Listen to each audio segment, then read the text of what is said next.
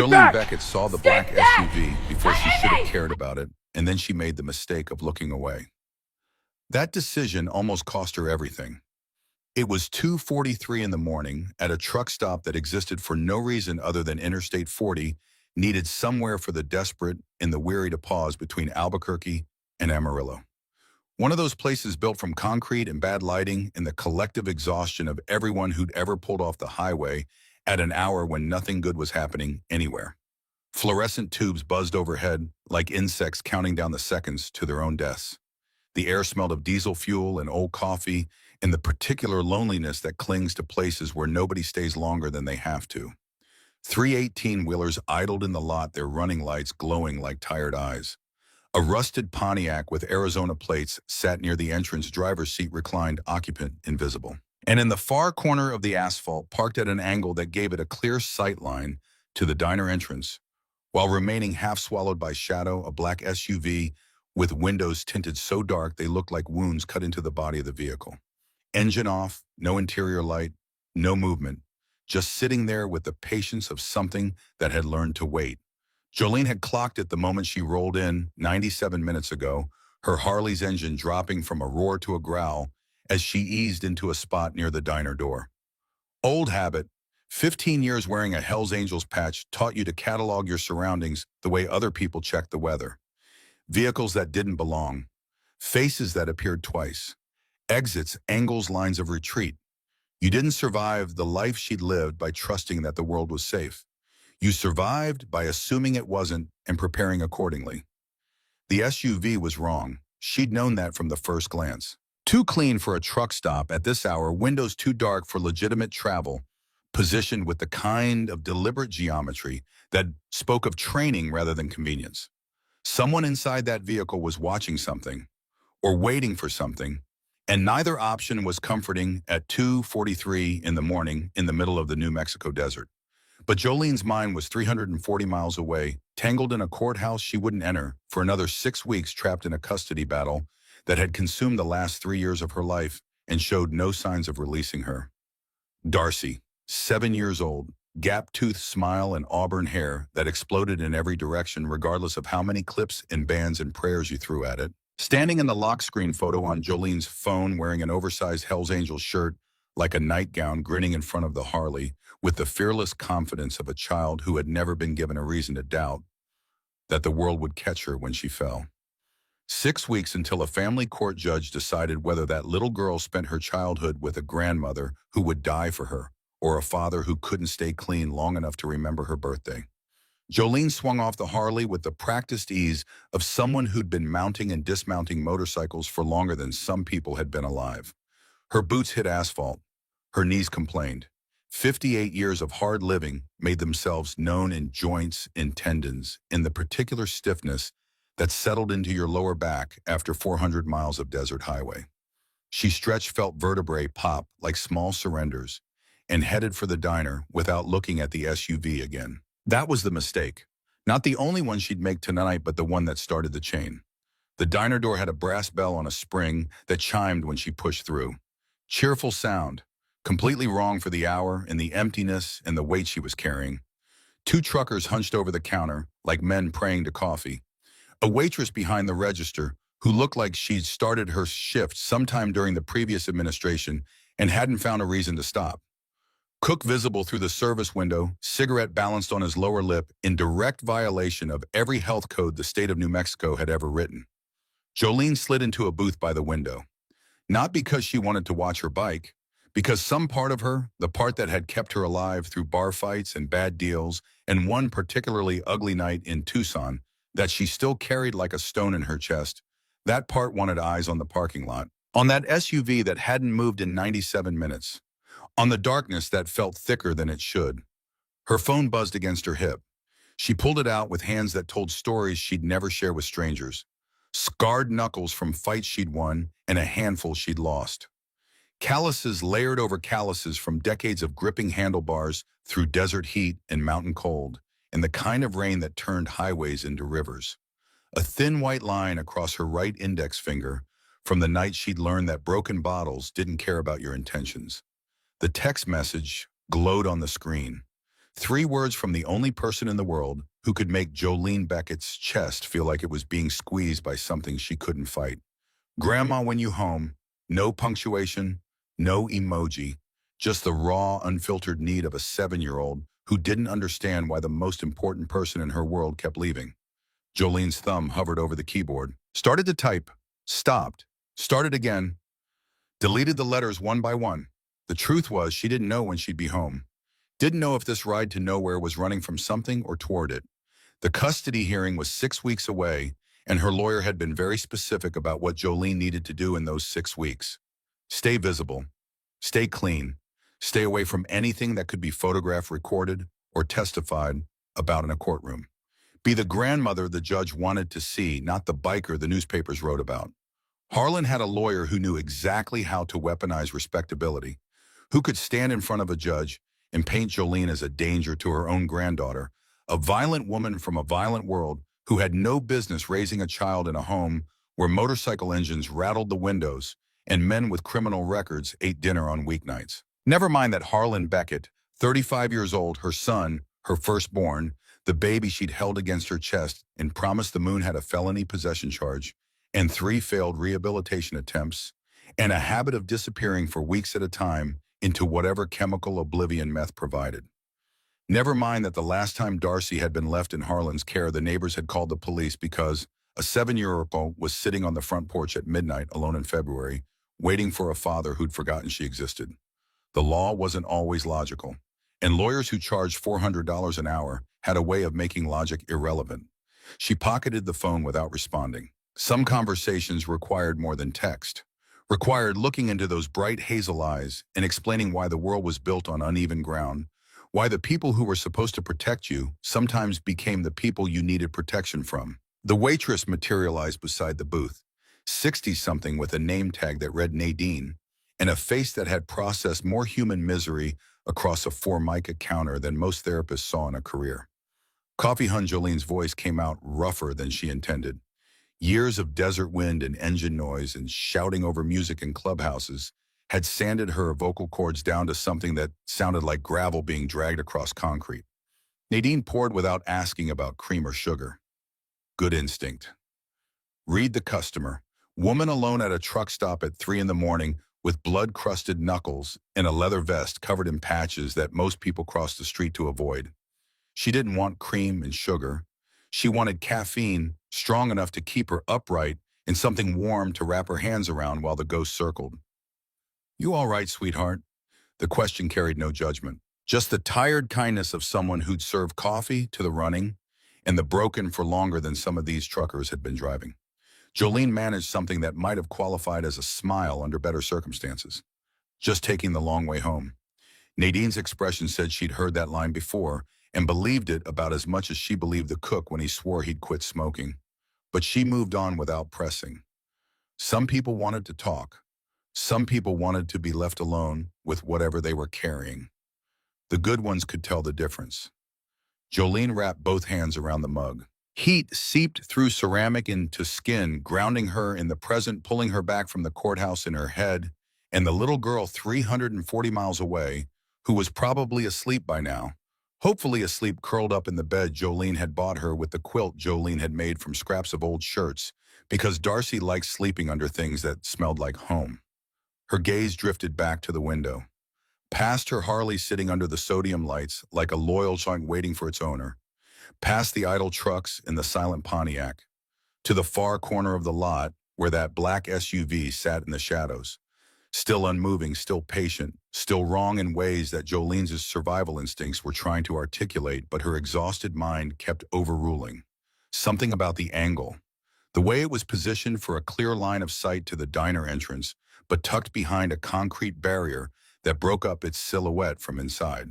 Professional geometry, tactical placement, the kind of setup she'd seen before in a different context, a different decade, but with the same cold architecture of people who were very good at waiting for exactly the right moment to do something irreversible. Her hand moved to her belt, to the knife she'd carried for 15 years, 7 inches of steel that had opened boxes and cut rope, and once in a parking lot outside Bakersfield, convinced 3 men that they'd made a serious error in judgment about which woman to corner at closing time. The weight of it against her hip was familiar, comforting, entirely insufficient against whatever was inside that SUV, but better than empty hands. She wasn't afraid. Fear was something she'd stopped being able to afford around the same time she buried her husband, watched her son dissolve into addiction, and found herself standing in a hospital nursery at 51 years old, looking through glass at a newborn girl with furious red cheeks and fists clenched against a world she hadn't asked to enter. Fear required energy that Jolene had redirected years ago into something more useful. Vigilance, preparation, the grim determination of a woman who'd lost enough to know exactly what she was willing to do to keep from losing more. She took a long pull of coffee. It tasted like it had been brewed sometime during the previous century, but the bitterness cut through the fog of exhaustion and brought her senses into sharper focus. Whatever was sitting in that SUV, she'd handle it. She'd handled worse. What she was not prepared for, what no amount of vigilance or experience could have anticipated, was the boy. Kip Renner had been invisible for so long, he'd almost forgotten what it felt like to be seen. 3 months living entirely on the street, and before that, nearly 2 years bouncing between shelters and group homes and the temporary mercies of strangers who helped for a night, but couldn't help for a lifetime. Learning the architecture of survival that nobody taught in school. Be quiet, be small, occupy the spaces that other people's eyes slid past without registering. Perfect the art of human camouflage until you move through the world like a rumor present, but unconfirmed there, but never quite real enough to demand attention. He was 11 years old and he'd become very good at being nothing. Tonight he was wedged into the narrow gap between a dumpster and the cinder block wall behind the truck stop's kitchen. The smell was terrible, rotting food and rancid grease, and the sour undertone of things decomposing in the October heat that lingered even after the sun went down. But the smell was also protection. Nobody came back here voluntarily. Nobody wanted to investigate the source of that particular stench, which made it perfect for a boy who needed to exist in the margins where the world's attention didn't reach. His backpack sat between his feet. Everything he owned compressed into a school bag with a broken zipper that he'd found in a donation bin outside a church in Las Cruces. One t-shirt that used to be white before the road and the weather and the accumulated grime of homeless life had turned it the color of dishwater. A pair of jeans held together more by habit than fabric. Socks so thin they were practically theoretical. A cracked phone with no service plan that he kept because the photos on it were the only evidence that his old life had been real, that he'd once had a mother and a sister and a kitchen with yellow curtains and cereal in the morning. And buried at the bottom, wrapped in a plastic grocery bag to keep it safe from rain and sweat and the damp that crept into everything when you slept outdoors, a photograph he couldn't look at but couldn't throw away. Nora, 8 years old in the picture, which meant she was 11, now the same age as Kip. Dark hair in 2 braids, front tooth missing, wearing the purple hoodie she'd refused to take off for 3 straight weeks because their mother had bought it at a yard sale and told her it was the color of Queens. In the photo, she was laughing at something outside the frame, head thrown back, mouth wide open, completely unguarded, in the way that only children who still trusted the world could be. She was somewhere in the foster system now, being raised by strangers in some house Kip had never seen, in some city he didn't know, sleeping in a bed that wasn't hers, surrounded by people who might be kind or might be indifferent, but either way weren't family. 3 years since they'd been separated. 3 years since Kip had stood frozen in their kitchen while Croy, their stepfather, beat their mother with the kind of focused mechanical violence that suggested he'd done it so many times it had become routine. While Nora screamed from behind the kitchen table, hands clamped over her ears, begging someone, anyone, to make it stop. While Kip's feet welded themselves to the linoleum and his voice died somewhere between his lungs and his throat, and his entire body locked up like someone had severed the connection between his brain and his muscles. He just stood there, 11 years old, in a doorway, with his mother's blood on the floor 6 feet away, and his sister screaming his name, and his stepfather's fists rising and falling with metronomic regularity, and Kip hadn't moved, hadn't spoken, hadn't done a single thing to change what was happening. The social worker came the next day, took one look at the broken furniture, the holes in the drywall, the dried blood that nobody had cleaned up because there was nobody left who cared enough to clean. Nora was young enough, undamaged enough on the surface, easy enough to place. A sweet girl, braids and a purple hoodie, and a smile that could still light up a room if you gave it reason to. Foster families wanted daughters like Nora, wanted the project of healing a child who was still soft enough to heal. Kip was 11, old enough to be labeled difficult, old enough to have witnessed things that made adults uncomfortable when they read the case file, old enough that prospective foster parents looked at him and saw trajectory instead of possibility, saw statistics about boys from violent homes who grew into violent men, saw risk instead of a kid who just needed someone to stand between him and the darkness. So Nora went to strangers who promised to love her. And Kip went back to Croy because the system in its infinite mechanical wisdom determined that one parent with a temper was better than no parents at all. He lasted 4 months. 4 months of walking on eggshells and sleeping with one eye open and learning to read Croy's moods, the way sailors read weather, watching for the atmospheric shifts that preceded violence.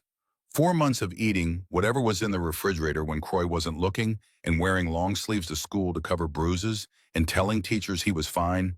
Everything was fine, he was just tired. Then he ran, climbed out his bedroom window on a Tuesday night in January with nothing but the clothes on his back and Nora's photograph in his pocket and the absolute certainty that staying was going to kill him. Spent the first year in shelters that had rules about how long you could stay. Spent the second year in group homes that smelled like bleach and felt like waiting rooms for lives that never arrived. Spent the last 3 months entirely outdoors after the last shelter told him there wasn't space. Sorry, kid, try again next week, and next week never came. Now here he was, behind a dumpster in New Mexico, October cold settling into his bones through a hoodie so thin it was barely more than a suggestion of warmth. Stomach cramping around its own emptiness, because the last thing he'd eaten was half a gas station sandwich he'd found in a trash can 14 hours ago. Trying to remember what it felt like to sleep without one eye open, to exist in a space where the next threat wasn't always 20 minutes away. He was good at not thinking about things, good at pushing the memories and the hunger and the bone-deep exhaustion of never being safe down into a place where they couldn't reach him. Good at shrinking his needs until they fit inside a broken backpack. Good at being overlooked, which was exactly why he noticed things that other people missed. The black SUV had been there when he'd arrived 2 hours ago, scouting for a safe corner to spend the night. He'd cataloged it immediately. Survival arithmetic. Every vehicle in a parking lot told a story if you knew how to read the language. Trucks with running lights meant sleeping drivers safe to be near. Cars with fogged windows meant couples or people getting high, unpredictable, but usually harmless. Vehicles that sat dark and still with tinted windows at 3 in the morning meant something else entirely. The SUV was wrong. He'd almost moved to a different location, found somewhere else to fold himself into the gap between the world's attention and its indifference. But then the woman on the motorcycle had arrived and something made him stay. She'd rolled in alone on a Harley that sounded like controlled thunder, the engine's growl settling into the parking lot silence with authority. Older woman, maybe the age his mother would have been if she'd lived. Gray threading through dark hair pulled back in a tight knot. Leather vest heavy with patches that even from a distance Kip recognized. Hell's Angels. The people news anchors warned you about. The ones who supposedly dealt drugs and started fights and existed on the wrong side of every line society drew between acceptable and dangerous. But Kip had been a ghost long enough to see what people didn't mean to show. And what he saw when the woman dismounted was the way she checked her phone before anything else. The way her shoulders dropped half an inch when she read whatever was on the screen, like a weight she'd been carrying had just gotten heavier. The way her thumb lingered on the glass for a long moment before she pocketed the device with the careful deliberation of someone putting away something fragile. That was a mother's gesture, or a grandmother's. The motion of someone who carried photographs of people they loved, the way Kip carried Nora's picture like a talisman against despair, like proof that somewhere in the world there was a reason to keep going. She'd gone into the diner, sat in a booth by the window, ordered coffee from the waitress, wrapped both hands around the mug, and stared out at the parking lot with eyes that were looking at something much farther away than asphalt and sodium lights. And that's when the SUV woke up, not the engine, the doors. They opened in perfect synchronization. Driver's side and passenger side moving together with the kind of coordination that didn't happen by accident. Two men stepped out into the darkness, average height, dark clothing, forgettable faces, moving with a fluidity that spoke of rehearsal of plans discussed and refined and executed so many times that the individual steps had become automatic. They didn't talk, didn't stretch or yawn or check their phones, or do any of the mundane human things that people did after sitting in a vehicle for 2 hours. They simply moved. One drifted left, one drifted right, creating an angle of approach that converged on the diner entrance in a slow, patient arc designed to cut off escape routes before the target even realized escape was necessary. Kip's entire body went cold. Not the October cold that had been gnawing at him through his thin hoodie, something deeper. The cold of recognition, the cold of having seen choreography like this before in a different kitchen, in a different life, with different actors performing the same terrible dance. Predators. He'd watched enough nature documentaries in shelters and group homes to recognize the geometry, the way wolves separated prey from the herd, the way lions created angles that gave the quarry nowhere to run. Patient practiced lethal in their coordination. His heart started hammering. Blood rushing loud enough that he could hear it in his ears, drowning out the ambient noise of the truck stop. Every survival instinct he'd developed over 3 years on the street was screaming at him to stay down, stay quiet, stay in the gap between the dumpster and the wall where nobody could see him, and nothing that happened in that parking lot was his responsibility. This was not his business. Whatever was about to happen to the woman in the diner was not something an 11-year-old homeless boy could change or should try to change. He had no weapon, no phone that worked, no size, no strength, no authority, no reason to believe that inserting himself into a situation involving armed men would produce any outcome other than his own destruction. The right-hand man's jacket shifted as he walked, fabric pulling across something heavy tucked against his ribs. Kip knew that shape. Had memorized it 3 years ago in a kitchen with blood on the floor, and Croy waving a pistol at the social worker barrel-catching fluorescent light as it swung in wild arcs, slurring threats about how nobody was taking his kids, while their mother bled from a split lip and Nora sobbed behind the table, and Kip stood in the doorway unable to move, unable to speak, unable to do anything except exist as a witness to his own uselessness. The memory hit him like a physical blow, sudden and total and so vivid he could smell the blood, could hear Nora's voice cracking on his name, could feel the paralysis spreading through his muscles like poison locking him in place while the world burned. The man's hand disappeared inside his jacket, fingers curling around something metallic.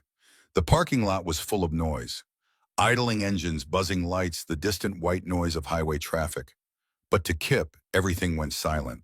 Sound draining from the world like water from a cracked glass. All he could see was the woman in the diner, head bent over her coffee, back to the door, completely unaware that she was 30 seconds from dying. Stay down, the survival voice, the one that had kept him breathing for 3 years, hissed in his head with the authority of absolute self-preservation. Stay quiet. Stay invisible. This is not your fight. Nobody ever fought for you. Nobody stepped between Croy's fists and your mother. You screamed for help, and the walls absorbed the sound, and nothing changed. Why should you be different? His fingers found Nora's photograph through the fabric of his pocket, felt its edges softened by years of handling, and he heard her voice, small and desperate, and absolutely certain that her brother could save them both if he just tried. Kip, do something. Please do something. The man's gun cleared his jacket, black metal reflecting the sodium lights in dull orange flashes. Barrel rising towards the diner window, toward the woman who had no idea that the last ordinary moment of her life was already over. 3 years of silence broke. Kip's legs moved before his brain caught up, before fear could lock him down the way it had in that kitchen, before the survival voice could convince him that staying hidden was the same as staying alive. He exploded out of the shadows behind the dumpster, sneakers slapping pavement, arms pumping, heart trying to break through his rib cage, voice ripping out of his throat in a sound that was part warning and part war cry, and part the accumulated rage of a boy who had spent 3 years hating himself for standing still. Gun.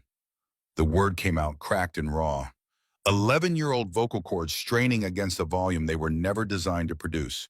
But it cut through the night, cut through the ambient noise and the buzzing lights and the white noise of the highway. Cut through everything with the jagged, unmistakable clarity of a human being screaming because their life depended on it. The shooter's head snapped toward the sound, expression shifting from focused calm to confused irritation. Gun swinging away from the diner window, tracking toward the source of the scream, toward the small figure hurtling across the asphalt with nothing but momentum and desperation. Inside the diner, the woman's head jerked up, eyes wide, body already moving. The shooter's finger found the trigger. Kip heard the shot before he felt it, a sharp crack that echoed off concrete and metal and seemed to bounce between the trucks before scattering into the desert sky. Somewhere behind him, birds exploded off power lines. A truck alarm began to wail. Then fire, white-hot detonating through his left side just below the ribs. The impact spun him sideways, feet tangling the world, tilting at an angle that his brain couldn't reconcile with gravity. Asphalt rushed up and met him with the indifferent brutality of hard surfaces meeting soft bodies. He hit shoulder first, then hip pain cascading through him in the waves that each one arrived worse than the last. For half a second, he thought he had just fallen, tripped over his own feet in the dark the way he had 100 times before. Maybe the shooter had missed. Maybe this was just the shock of pavement against bone and the rush of adrenaline creating sensations that felt like injury but weren't. Then the warmth started, spreading outward from his left side, soaking through his hoodie, pooling beneath his back, with a patience that felt almost gentle compared to the violence that had created it. Warm and wet and wrong in a way that his body understood before his mind caught up. He'd been shot. The taste of copper flooded his mouth. His vision softened at the edges, the parking lot lights smearing into halos of sick yellow. Above him, the sky was enormous and empty, and full of stars that didn't care about a boy bleeding on asphalt in the middle of New Mexico.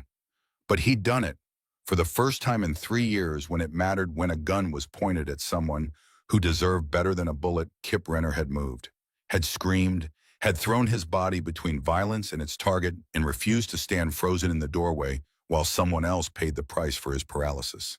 He'd finally done something.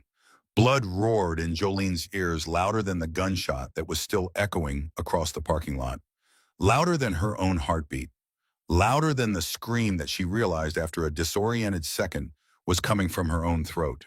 She'd been raising the coffee mug to her lips when the boy's voice shattered the night. One word, gun, and 15 years of instinct took over before conscious thought had time to form an opinion. She dropped below the window-lined coffee, exploding across the booth, ceramic shards scattering, hit the floor on her belly and rolled, came up in a crouch beside the diner door with the knife already in her hand. The second shooter came through the entrance. Too fast, too committed. He'd been approaching from the left flank, heard the shot, heard the commotion, and instead of retreating to the SUV like a professional should have, he'd accelerated his approach, trying to finish the job while chaos provided cover. Mistake. Jolene launched from the crouch, low, compact, brutal, all 58 years and 135 pounds of her channeled through her shoulder as it connected with his solar plexus. He was bigger, younger, stronger on paper. But Jolene had been hitting people since before this man was born, and she knew something that size and youth couldn't teach you. Leverage beats strength. Surprise beats speed. Commitment beats everything. His shot tore into the ceiling. Plaster and dust rained down. The gun spun from his grip as they hit the floor, together, Jolene on top. Knife already moving. Not to kill. She was past the age of killing if she could avoid it. Just a quick, deep kiss of steel across his forearm, blade parting skin and muscle with surgical precision, finding the tendons that controlled his grip. He screamed, curled around the wound, stopped being a threat. She was already moving again.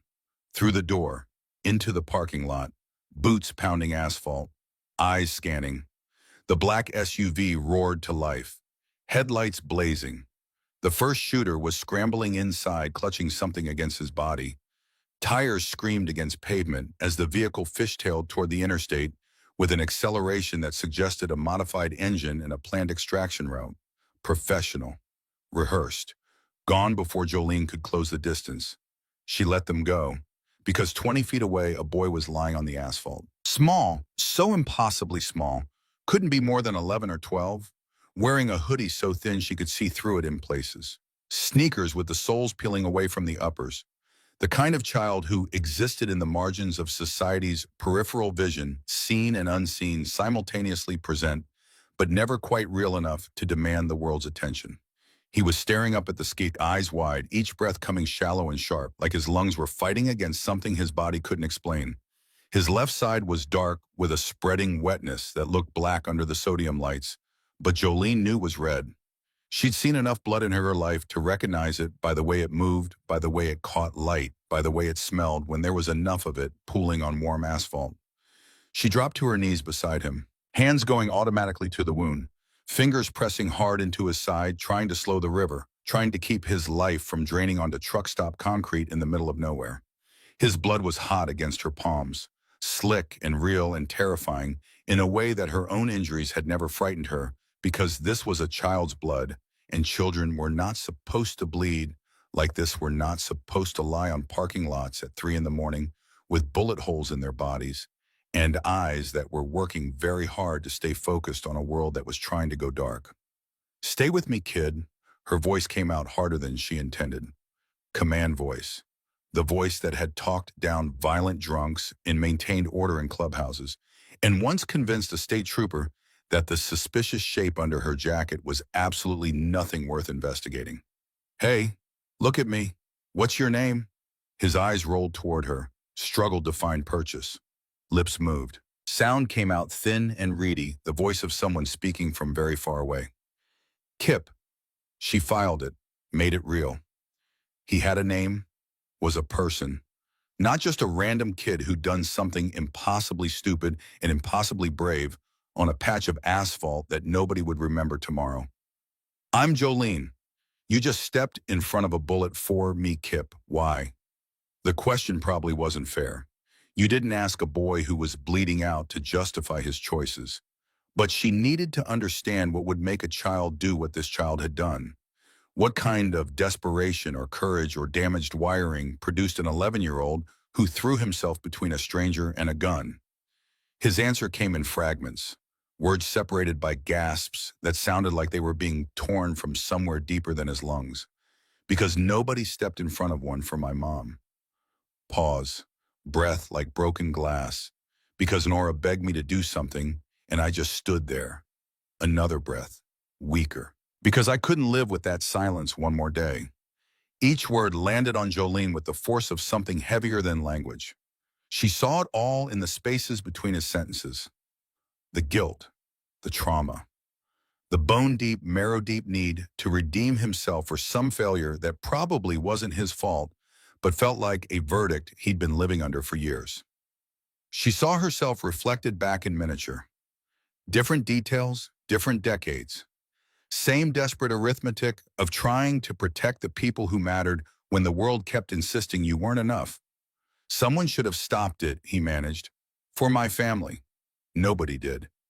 Sirens in the distance, getting closer, red and blue lights painting the desert horizon in colors that meant help was coming, but might arrive too late. Jolene's jaw clenched.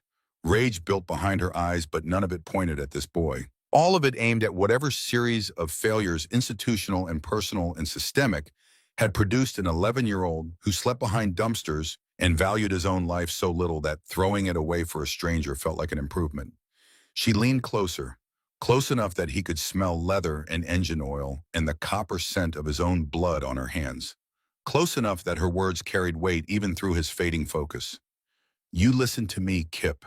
Her voice dropped, fierce and low and loaded with a conviction that came from somewhere she couldn't name. "You didn't just save some random biker.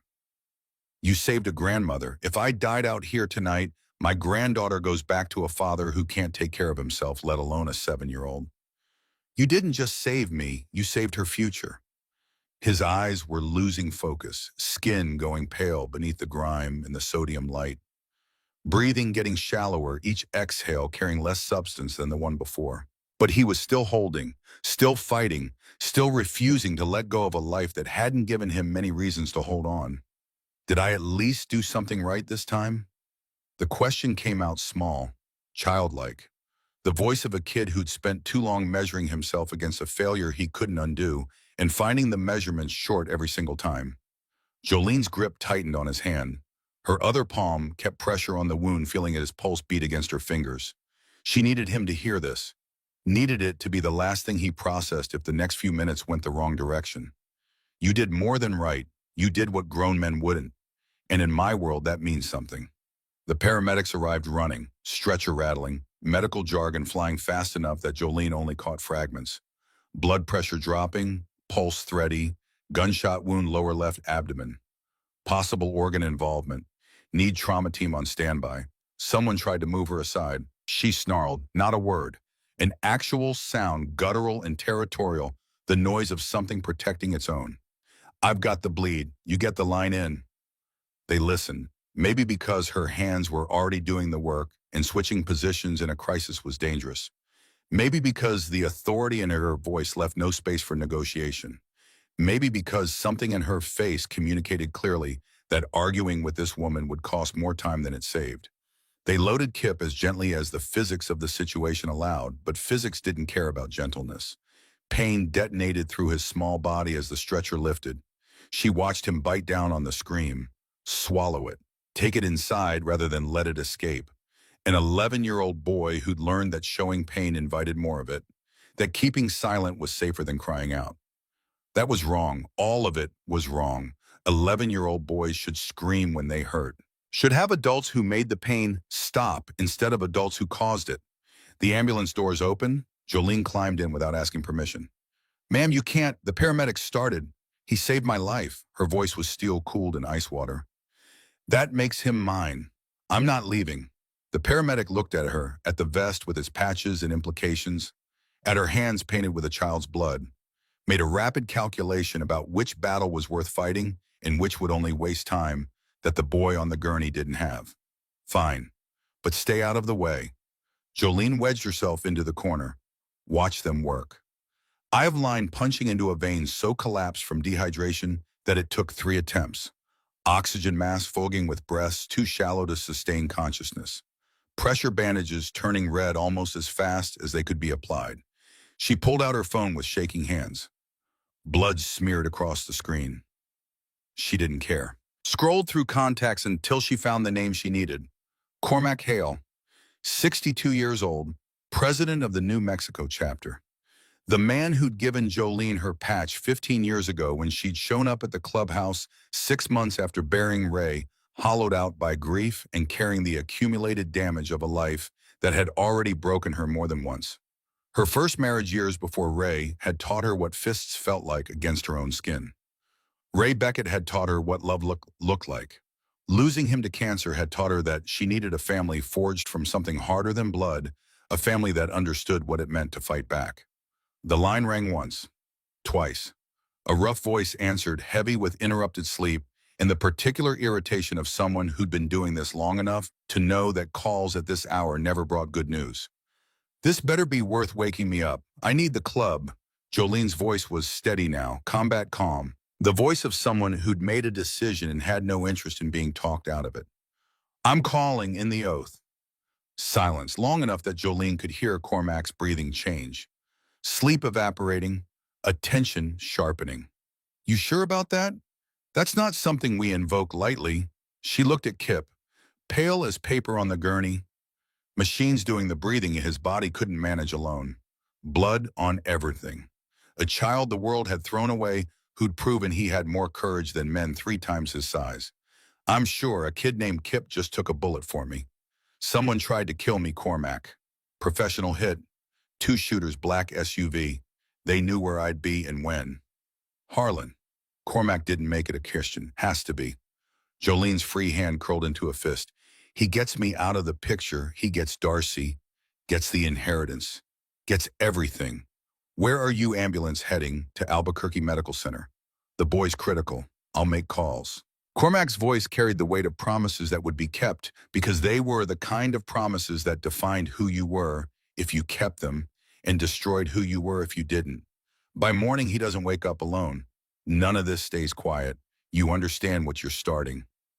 Once the oath goes out, the whole Brotherhood knows. Jolene understood perfectly. The oath wasn't casual.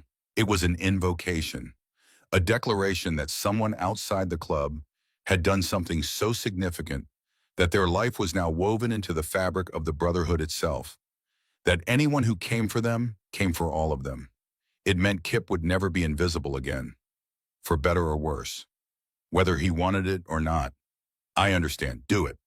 She hung up, looked at the paramedic adjusting Kip's IV drip. Is he gonna make it? The young man didn't meet her eyes. Bad sign. Bullet went through clean. Missed the major organs, but he's lost a lot of blood, and I don't know how long he was on the street before tonight. Malnutrition, dehydration, possible infection. His body was already compromised before this happened. Adding this kind of trauma on top of that, he let the implication hang in the recycled air of the ambulance, like something heavy waiting to fall. He's a fighter, Jolene said. Stated it like she was reading the result off a lab test. He'll make it. The ambulance screamed through the desert night, lights painting the darkness red and blue, sirens scattering the silence of empty highway. Inside, machines beeped and hissed, performing the mechanical work of keeping a boy alive who decided that dying with purpose was better than living without it. Jolene kept her hand on his, anchoring him, letting him know, even unconscious, that the days of nobody noticing were over. The note was still in her pocket. She'd grabbed it from the asphalt in the chaos, scooped it up without thinking, the way you grab evidence before it disappears. Blood-smeared paper with handwriting so neat it looked printed. 5 words in blue ink. Eliminate mother. Son inherits estate plus custody of child. Harlan, her own son. The baby she'd rocked to sleep in a house on Thornton Street while his father worked doubles at the refinery. The toddler who'd put his fat hands on her cheeks and said mama like it was the most important word in any language. The teenager she'd watched darken year by year as the drugs hollowed him out and replaced everything she'd loved with something hungry and calculating and incapable of seeing other people as anything other than obstacles or resources. He'd tried to kill her for money. For a granddaughter he didn't love but wanted, because Darcy's trust fund that Jolene had built from Ray's life insurance after the cancer took him was worth enough to make murder seem like a reasonable investment. The rage that moved through her was nothing like fire. Fire was visible, dramatic, destructive in ways that announced themselves. This was colder, deeper, the kind of anger that didn't explode or shatter or leave evidence. The kind that planned, that strategized, that would systematically dismantle whatever Harlan thought he'd built and make sure he never threatened Darcy again. But first, this boy had to live. First, the oath had to be honored. First, she had to prove that when someone stepped in for you, you stepped in for them. No matter the cause, no matter how complicated, it made everything that came next. The hospital materialized out of the darkness. White buildings against black sky. Emergency entrance blazing with fluorescent light. They wheeled Kip in at a run. Jolene followed until a nurse blocked her path with the professional firmness of someone accustomed to preventing unauthorized humans from entering restricted spaces. Family only beyond this point. I'm all he's got. The statement hovered between lie and truth. Might be completely accurate for all she knew about this boy's circumstances. The nurse assessed her. The vest, the blood, the set of Jolene's jaw that communicated without ambiguity that removing her from this hallway would require more personnel and more conflict than the situation warranted. Waiting room is through there. We'll update you when we can. Jolene took it. Not permission exactly, but not refusal. A crack in the wall wide enough to exist inside. The waiting room was the particular purgatory that hospitals had perfected over decades of practice. Chairs designed to prevent comfort. Lighting calibrated to drain the color from human skin. A television mounted in the corner playing news with the sound off, closed captions scrolling catastrophes that seemed trivial compared to what was happening behind the double doors. Coffee from a machine that produced a liquid technically related to coffee, the way a photocopy was technically related to an original. Jolene couldn't sit. Energy needed somewhere to go, and stillness felt like surrender. She paced, wall to window to wall, counting steps because counting was something to do that wasn't thinking about an 11-year-old on an operating table with a bullet wound and a body that had already been fighting for survival long before tonight. Her phone buzzed. Text from Cormac. Word is out. Brothers are rolling. How many do you need? She stared at the question, realized she hadn't planned beyond the invocation itself. Hadn't considered the logistics of what came after calling in a sacred obligation that activated an entire network of people bound by oaths older than most of them. All of them, she typed back. He earned all of them. You'll have it. Sunrise full chapter. Anyone close enough to ride rides. Jolene's throat tightened. The Brotherhood was imperfect, often brutal, frequently judged by people who saw the leather and the patches and made assumptions about character based on appearance. But when it mattered, when one of their own called in the voice that said, "This is real and this is now, and I need you," they came. No questions, no hesitation, no calculation about whether the drive was too long or the hour too early or the situation too complicated. They just came. And now Kip was one of them, whether he knew it yet or not. Hours passed. Doctors emerged and retreated through the double doors like messengers from a world governed by different rules. They spoke in terminology that Jolene caught in fragments. Surgery successful, 2 units of blood, stable but critical, severely malnourished, immune system compromised. The next 48 hours will tell us what we need to know. Touch and go. The phrase that meant humanity had done everything within its power, and now the outcome depended on forces that medicine couldn't measure or control. She finally sat, not because the energy had burned off, but because her legs refused to carry her any further. She stared at her hands. Kip's blood had dried brown beneath her fingernails, settled into the creases of her knuckles, stained the calluses that decades of riding had built. She should wash it off, should find a restroom and scrub until her skin was raw, and her hands looked like they belonged to a woman who hadn't spent the night holding a child's life between her palms. She didn't move. Dawn came slowly, light seeping through the waiting room windows with the caution of something that wasn't sure it wanted to illuminate what it would find. Jolene watched the sun rise over Albuquerque and thought about Darcy 340 miles away, waking up in a bed Jolene had made in a room Jolene had painted, surrounded by the accumulated evidence of a grandmother's love, completely unaware that everything was about to change. The parking lot outside had begun to fill, but not with cars, motorcycles, arriving in pairs at first, then clusters, then a steady stream that showed no sign of stopping. Harley's choppers, custom builds with chrome that caught the early light and threw it back in blinding flashes. They parked in rows with a precision that suggested military experience or decades of practice or both. Neat lines of steel and leather stretching across the hospital lot. Jolene walked to the window, watched them gather, counted without meaning to, 20, 40, 60. The numbers kept climbing.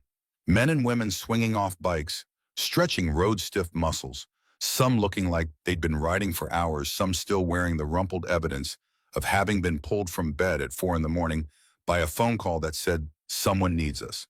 All wearing vests with patches from different chapters, different states, different histories connected by the same code. A nurse appeared at Jolene's elbow, stared out the window with an expression that blended concern with something closer to awe. "Ma'am, what is happening in our parking lot?" "A sacred obligation," Jolene said. Like that explained everything. And for anyone who spoke the language it did. Cormac walked through the emergency entrance at 7:15. 62 years old with more scars and smooth skin and eyes that had cataloged the worst of humanity and occasionally its best. He spotted Jolene immediately. Crossed the waiting room in 3 long strides. "How many?" she asked. "Last count 927, still climbing.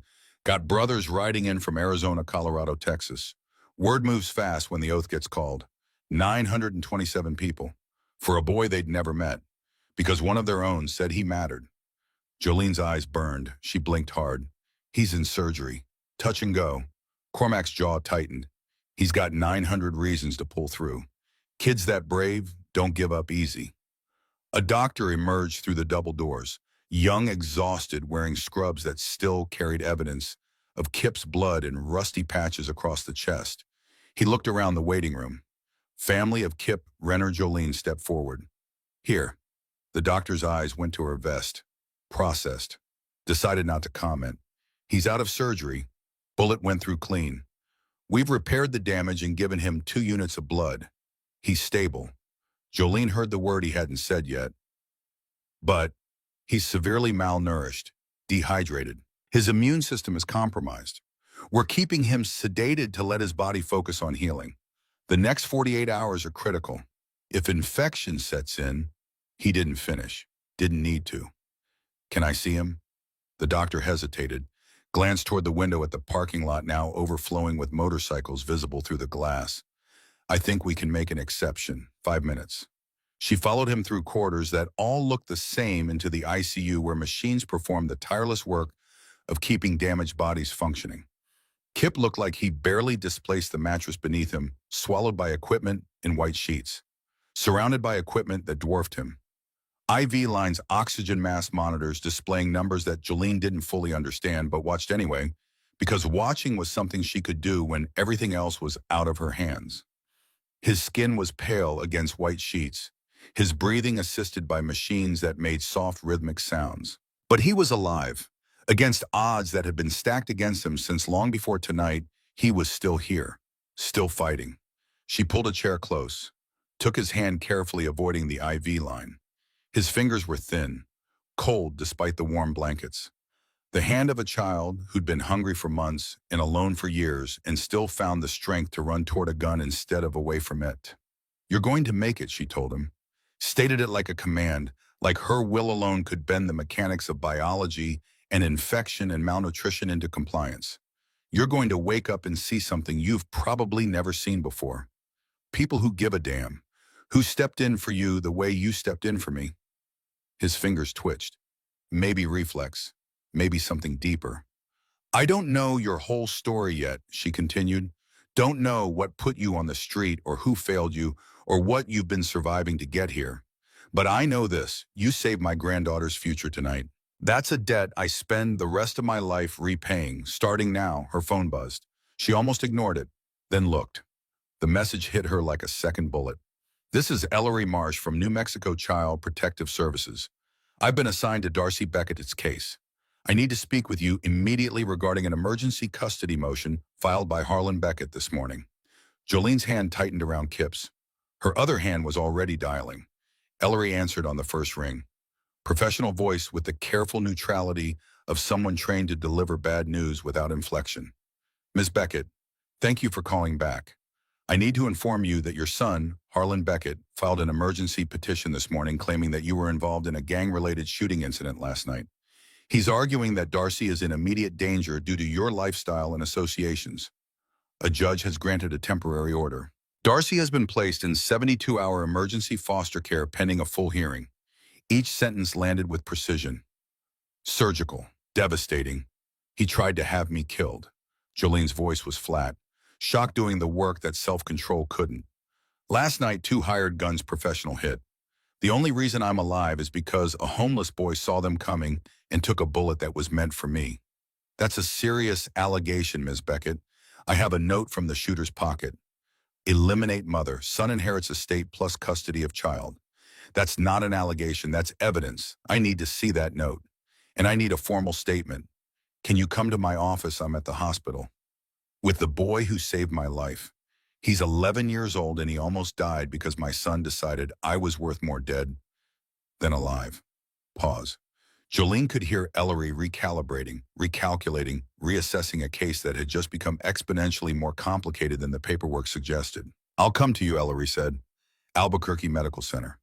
Yes, give me an hour. And Ms. Beckett, don't leave. Don't contact Harlan.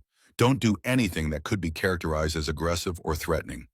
The next 72 hours are critical for both situations, yours and the child's. The line went dead.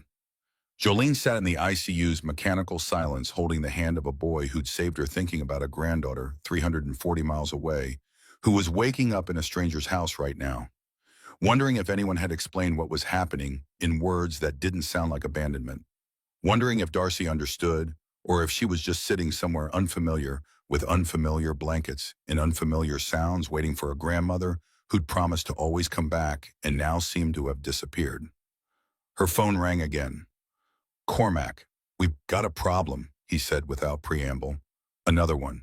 News crews. Someone tipped them about 900 bikers gathering at a hospital. They're already running stories about gang activity. This is going to hurt you in court. Jolene closed her eyes, thought through the exhaustion and the fear, and the cold rage that hadn't dimmed since she'd read the note in the ambulance. Tell everyone to stand down. Pull out. Last thing I need is footage of the Hells Angels looking like an occupying force outside a children's hospital. You sure they came for the kid? For you. I know, and I'm grateful. But right now, the best thing the Brotherhood can do for me is not give Harlan's lawyer more ammunition. We regroup, we plan, and we do this smart. Cormac was quiet for a moment. Right? We'll roll out. But Jolene, the oath doesn't expire because it's inconvenient. That boy's under our protection. So are you. Harlan comes at either of you again, he goes through all of us. She hung up.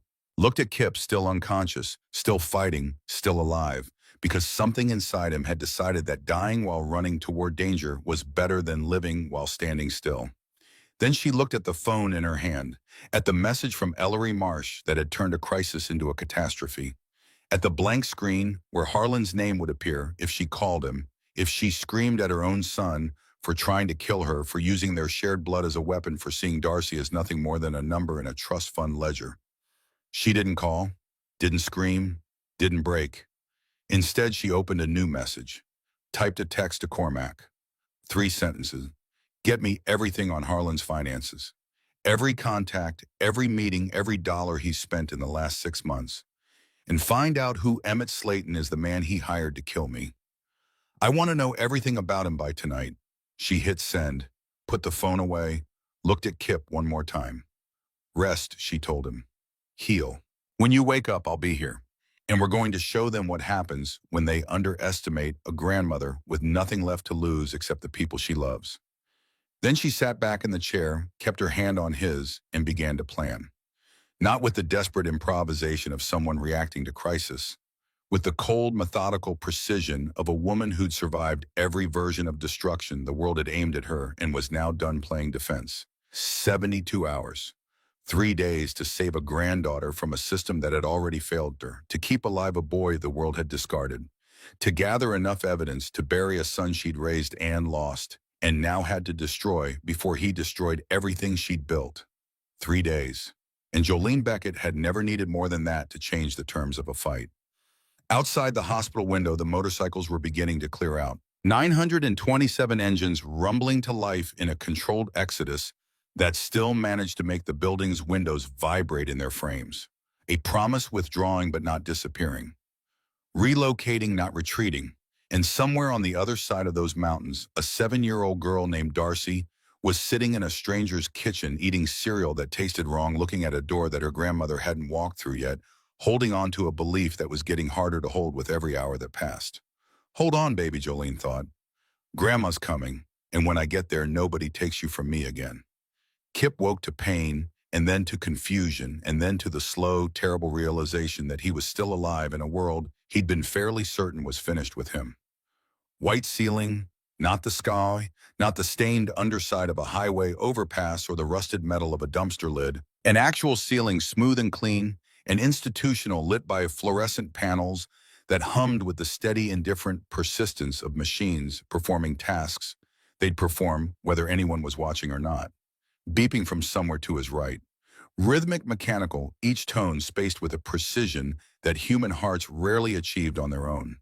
The chemical smell of antiseptic layered over something warmer. Something organic, the smell of a body that had been opened and repaired and was now being monitored by equipment that cost more than everything Kip had ever owned combined. He tried to sit up.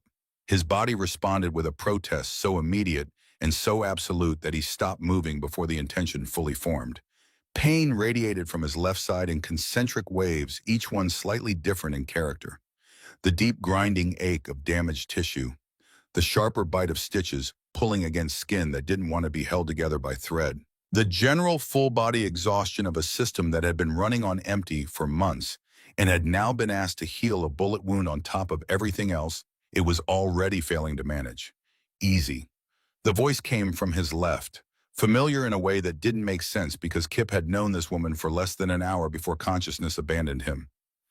You've got stitches and staples holding your insides where they belong. Sudden movements are a terrible idea.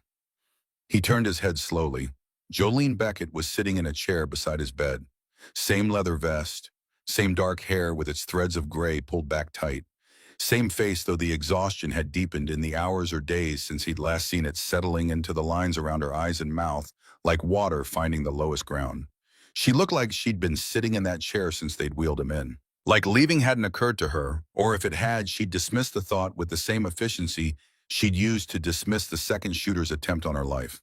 How long his voice came out as wreckage, throat raw from a tube he didn't remember, and vocal cords that felt like they'd been sandpapered. 36 hours since surgery. You've been drifting, mostly under. Fragments surfaced through the fog. The gun, the running, the white-hot detonation in his side, and the asphalt rushing up to meet him. Jolene's hands pressing into his body, warm and certain, and refusing to let go. The ambulance, its siren, a distant wail that seemed to belong to someone else's emergency. After that, nothing. Fever dreams and darkness, and the occasional sensation of a hand holding, his anchoring him to a world he kept trying to float away from. You had 927 people show up to make sure you didn't wake up alone, Jolene said, letting the number settle between them like something with physical weight. Kip blinked, tried to process the figure. Failed. Why? Because I called in something called the sacred oath. Because you saved my life, and in my world, that means something permanent. She leaned forward in the chair, elbows on her knees, eyes locked on his with the intensity of someone about to ask for something they had no right to ask and knew it. But we've got problems, Kip. Both of us. And I need your help. He should have said no, should have thanked her for whatever medical care had kept him breathing, and started planning his disappearance back into the margins where he belonged. Getting tangled in a biker grandmother's custody war wasn't smart, wasn't safe, wasn't his responsibility. 3 years of surviving alone had taught him that other people's problems were gravity wells, and if you got too close, they'd pull you in and crush you. But Nora's face was there, the way it always was, floating behind his conscious thoughts, like a photograph held up to light. And the memory of standing frozen while the world hurt the people he was supposed to protect. And the feeling still vivid despite the pain medication and the fog of finally moving when it mattered. Of discovering that his legs worked when his heart demanded it, even when his brain screamed otherwise. What kind of problems? Jolene told him everything. Harlan hiring the hit, the note from the shooter's pocket, Darcy pulled from her home and placed in emergency foster care because a judge saw photographs of 900 bikers and decided that a grandmother in a leather vest was more dangerous than a father with a meth habit and a murder contract. The 72-hour window that had already burned through half its time. Emmett Slayton, the man who'd been paid to kill her and who was now somewhere in the city recalculating his options. The custody hearing that would determine whether a 7-year-old girl grew up with love or with a man who saw her as a line item on a financial statement. When she finished, the ICU's mechanical sounds filled the silence. Monitors beeping, oxygen hissing, the soft rhythmic percussion of machines keeping a boy alive, while the world outside arranged itself into configurations that would determine whether his survival meant anything beyond survival itself. Kip was quiet for a long time, processing, turning the information over the way he'd learned to turn over problems on the street, examining them from angles that most people didn't think to check, looking for the edges where solutions hid. You need evidence, he said. Audio, video, something a judge can't ignore. Your word against Harlan's lawyer isn't enough. Not with those photos of the bikers already in the file. That's where you come in. Jolene's eyes didn't waver. You spent 3 months moving through the world like you weren't there. I need those skills. Someone who can get close to Harlan without registering on his radar.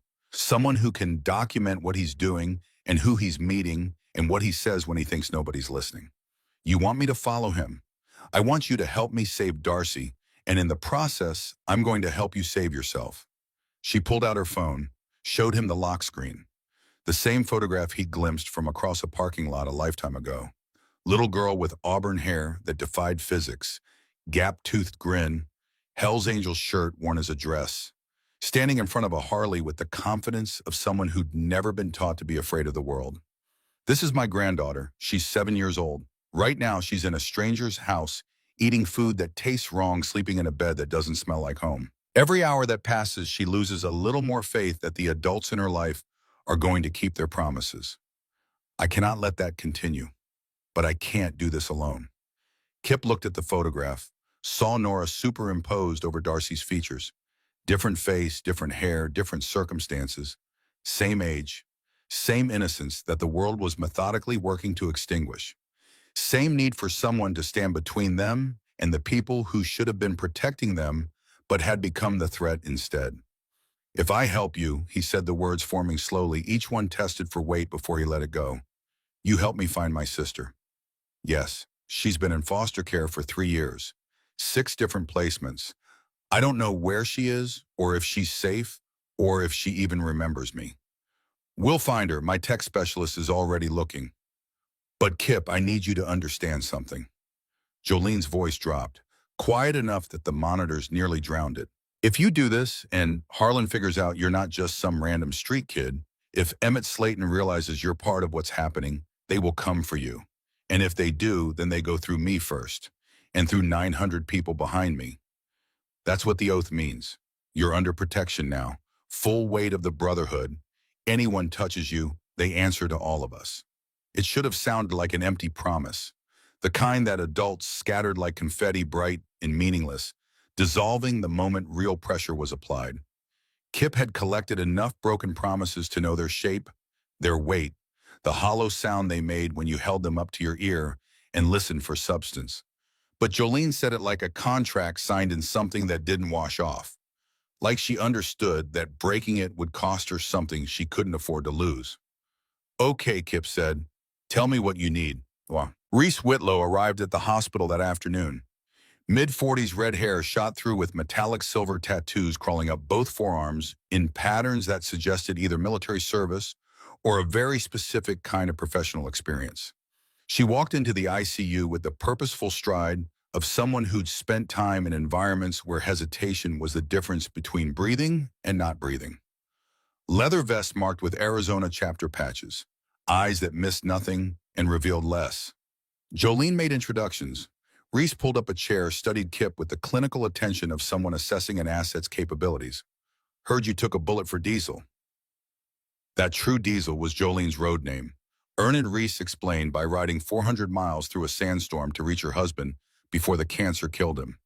Made it with 20 minutes to spare. Road names meant something in this world. They were earned through actions that the Brotherhood decided were worth remembering.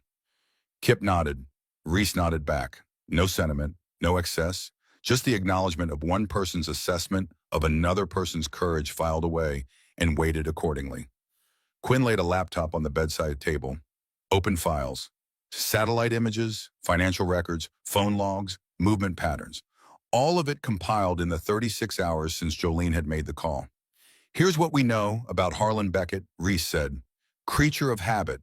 Meets his dealer every Tuesday and Friday at a bar called the Dusty Rose on the South Side. Meets with his lawyer Wednesday mornings at a coffee shop in Nob Hill. Spends Thursday nights at his girlfriend's apartment in the South Valley. Pays for everything in cash, except when he forgets, which is often because meth and financial discipline don't coexist." "How do you know all this?" Kip asked. "Because I've been watching him since Jolene called the oath. Due diligence. You don't engage a target you haven't studied." Reese pulled up another file. Photograph of a man Kip had never seen. Average height, average build. Face designed by nature to be forgotten 5 seconds after you saw it. Except for the eyes. Even in a surveillance photograph taken from distance, the eyes were wrong. Flat, professional. The eyes of someone who'd learned to disconnect from the parts of himself that might object to what the rest of him did for a living. Emmett Slayton, 45. Former military, dishonorably discharged.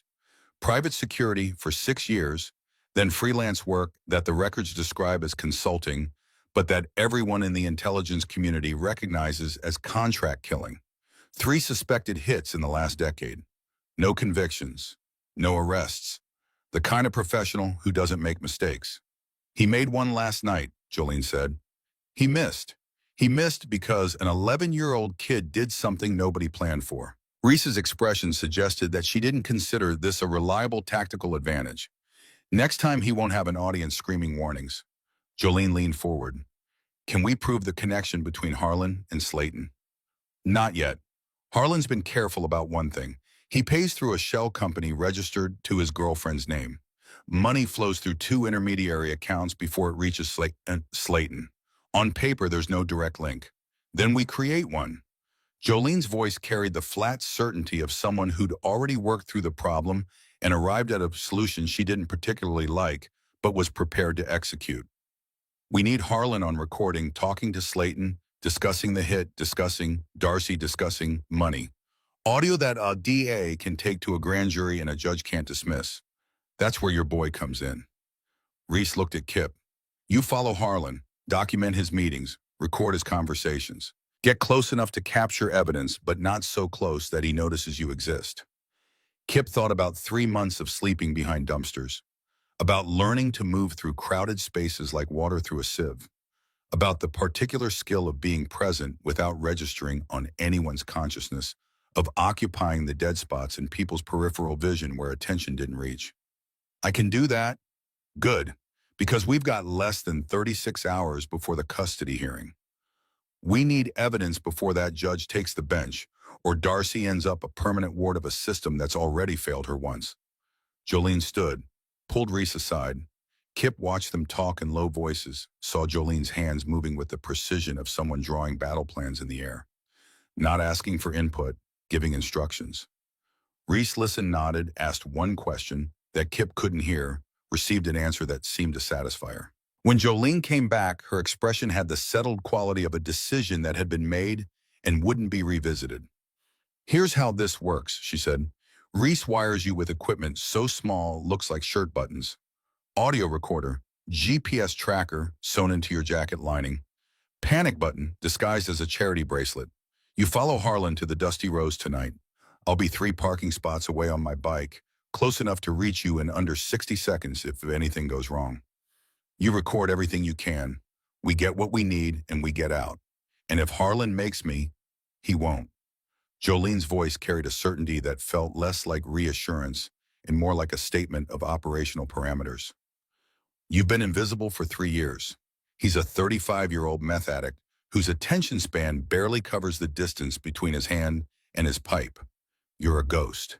He's not equipped to see ghosts. Cormac arrived to handle logistics, positioning backup riders at intervals around the bar, establishing communication protocols, setting up extraction routes, all of it organized around Jolene's plan and all of it flowing from her decisions.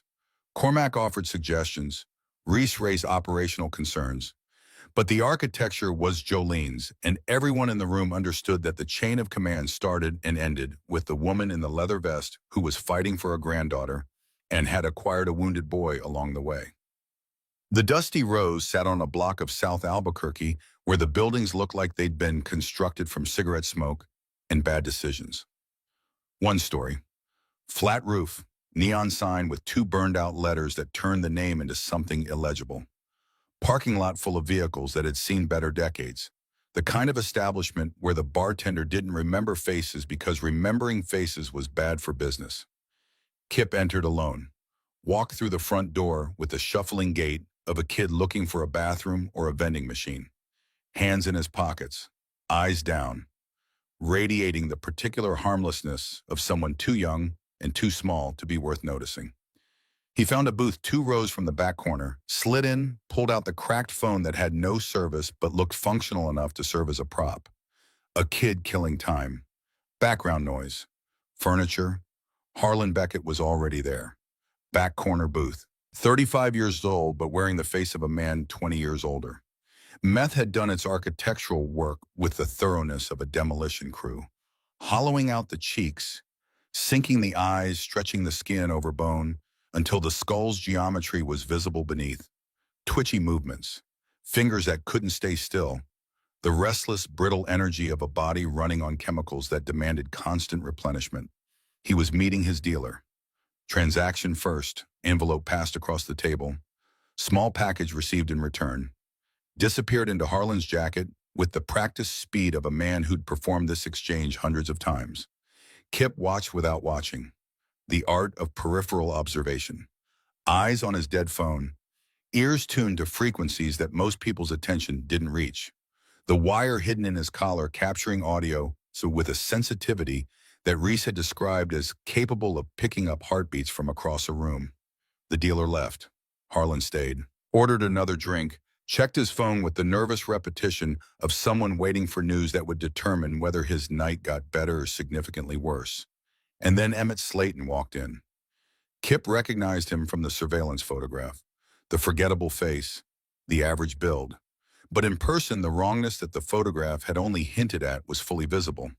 Emmett moved through the bar the way certain predators move through environments that contain prey, with a relaxed efficiency that communicated absolute confidence in his position at the top of whatever food chain applied.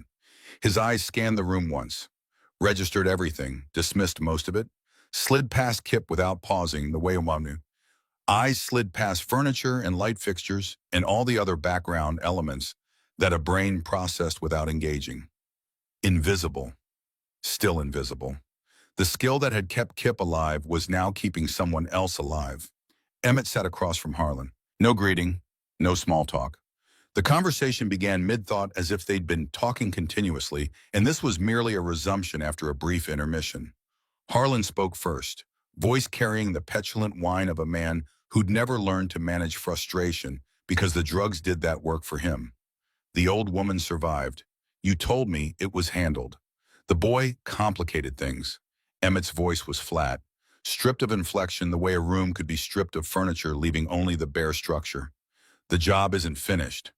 Chilad, how much more? Another 20,000. Half now, half when it's confirmed. I don't have that kind of cash. Then find it. Or explain to the people you owe why you can't pay what they're expecting. Your choice, Harlan. I don't much care which way you go. Silence. The ambient noise of the bar filling the space where Harlan's options should have been. Glasses clinking, pool balls cracking, a jukebox playing something country and mournful in the far corner. Then Harlan spoke again, lower, leaning forward. What about the kid, the one who took the bullet? What about him? He could be useful. Leverage. The old woman's protecting him now. Heard she called in some biker oath, got hundreds of people treating him like family. That means she cares about him. Means we can use him to make her do what we want. The words hit Kip's bloodstream like ice water. Not fear exactly, something colder than fear. The recognition that he had just become a variable in someone else's equation. That his survival, which had felt like a private triumph in the hospital bed, was now a tactical vulnerability that men with guns were discussing over cheap whiskey in a bar where nobody asked questions. Emmett considered this. His expression didn't change, but something behind the flat surface of his eyes recalculated. Risky. Kidnapping draws attention. Federal attention. That's a different level of heat than a clean hit in a parking lot. It could work, though, Harlan pressed. We grab the kid. Tell Jolene she's got 6 hours to drop the custody case. Tell the judge she's unfit, sign over everything. She does what we say, the kid goes back. She doesn't, you handle it. Define handle it. Whatever needs to happen, make it clean. Make it look like a runaway who ran into the wrong people. Nobody's looking for a homeless kid. Nobody's going to investigate. Emmett studied Harlan for a long moment, then nodded once.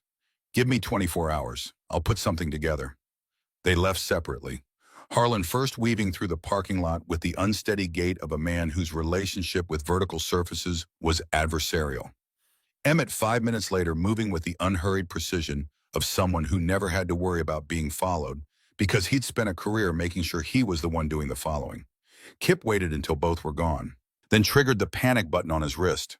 Jolene appeared in the parking lot in 90 seconds, bike engine still warm, eyes already assessing the situation before Kip had finished crossing the asphalt toward her. What happened? Kip played the recording. Watched her face change. Not dramatically. Jolene Beckett wasn't the kind of woman whose emotions announced themselves through grand gestures. But the temperature behind her eyes dropped by degrees as the audio played each sentence from Harlan's mouth, freezing something that had still been warm, still been maternal, still been connected to the son she'd raised. By the time the recording finished, whatever remained of Jolene's relationship with Harlan had calcified into something harder than anger and more functional than grief. She looked at Kip, at the boy her own son had just discussed disposing of like an inconvenient variable. Get on the bike, she said, voice level, deadly calm. The voice of someone who'd passed through the territory of emotion and arrived at the landscape of operational planning that lay on the other side. We're going to Cormac's. We plan tonight. We execute tomorrow. Saturday. The clubhouse occupied a converted warehouse on the industrial fringe of Albuquerque. Chain link and razor wire surrounding a building that looked abandoned from the outside and anything but from within. Pool table, bar, couches that had survived more conflicts than some nations. And Jolene standing at the center of it with the recording playing through speakers loud enough for every person in the room to hear Harlan's voice discussing the kidnapping and murder of an 11-year-old boy. When the audio finished, the silence had a physical quality, dense enough to feel against your skin. 15 bikers, men and women, different ages, different chapters, all wearing the same expression. The expression of people who'd heard something that demanded a response and were waiting to be told what form that response would take. Cormac spoke first. That simplifies things. They come for the kid. We've got justification to end this permanently.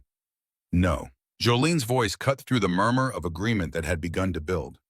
We do this smart. We do it legal. We use this recording as evidence. We give it to the police, to the DA. We let the system handle it. The system. An older biker with a scar bisecting his left cheek from hairline to jaw spoke up. The system that put a 7-year-old with a junkie father in the first place. That let a meth head file emergency custody petitions. That looked at 900 people honoring an oath and saw a threat instead of a family. That system, Jolene said, meeting his eyes with a steadiness that left no room for debate, is watching us right now, looking for exactly the excuse you want to give them. We go in with violence. We prove every stereotype they've constructed about us. We prove that Harlan's lawyer was right. We lose Darcy permanently. Not to Harlan, to the state. Is that what you want? The room was quiet. I want Harlan gone too, Jolene continued. Every bone in my body wants to ride to his girlfriend's apartment and show him what happens when you threaten children. But I love Darcy more than I hate Harlan. And that means I play this smart even when smart feels like surrender. Cormac nodded slowly. She's right. We go in hot. We confirm every headline they've ever written about us. We go in smart. We prove we're better than they think. So what's the play? Reese asked from her corner. Laptop open, ready to translate strategy into logistics. Jolene walked to the center of the room, drew the plan in the air with her hands the way a general drew on a map. We let them try to take Kip. We control the when, the where, and the how. Wire him, track him, set up a location that we've prepared in advance with surveillance equipment covering every angle. Let Emmett Slayton walk into a box he doesn't know is a box. Record everything. Get him on camera admitting to the hit, admitting to the kidnapping, connecting himself to Harlan. Package it for the DA with a ribbon on top. You're using the kid as bait. Cormac's tone was neutral. Observation, not objection. I'm giving him a choice. Jolene turned to Kip. She crossed the room, crouched so they were eye level. You don't have to do this. We can hide you. Keep you safe until the hearing. Find another way to get the evidence. But if you're willing, this ends it permanently. Kip thought about Nora, about 3 years of running, about the difference between being safe and being free, about a 7-year-old girl named Darcy who was sitting in a stranger's house right now because the system had decided that her grandmother's world was too dangerous, while her father, the man who'd ordered a killing, walked free. I'll do it, he said, but I want something in return. Name it. Find Nora. Get her out of whatever placement she's in. Give her the same protection you're giving me. Jolene didn't pause, didn't calculate. Done. Restart the search. I want Nora's current location and placement records by tonight. Reese was already typing. On it. They spent the next 6 hours building the trap. Reese fitted Kip with a wire so small it looked like a manufacturing defect in his shirt button. GPS tracker sewn into the lining of his jacket, the worn denim that had belonged to Reese's dead brother, and now carried a protection patch on its back. Panic button on his wrist disguised as a rubber charity bracelet, the kind that every teenager in America wore without anyone asking what it meant. Cormac positioned his people. Surveillance teams on rotating shifts around the motel Jolene had selected. A rundown place on Central Avenue where rooms rented by the hour and the management's commitment to guest privacy was absolute, because guest privacy was the only product they actually sold. Watchers on rooftops with sight lines to the entrance. Riders staged at 3 different intersections ready to mobilize in under 2 minutes. A net designed to let one person in and never let him out. But the critical piece was Jolene's addition. The detail that separated her plan from a standard operation. I'm in the room next door, she told Cormac. Not across the street, not in a van down the block.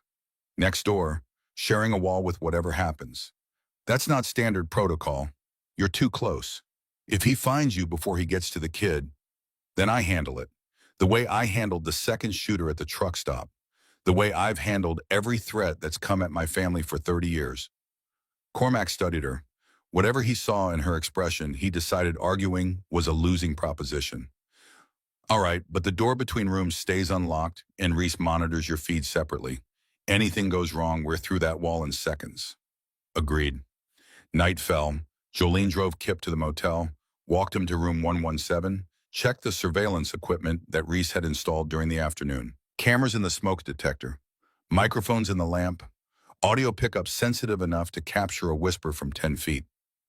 Birdie, the biker assigned to visible guard duty, positioned herself in the parking lot. 50s built solid with the weathered patience of someone who'd spent decades watching things that needed watching.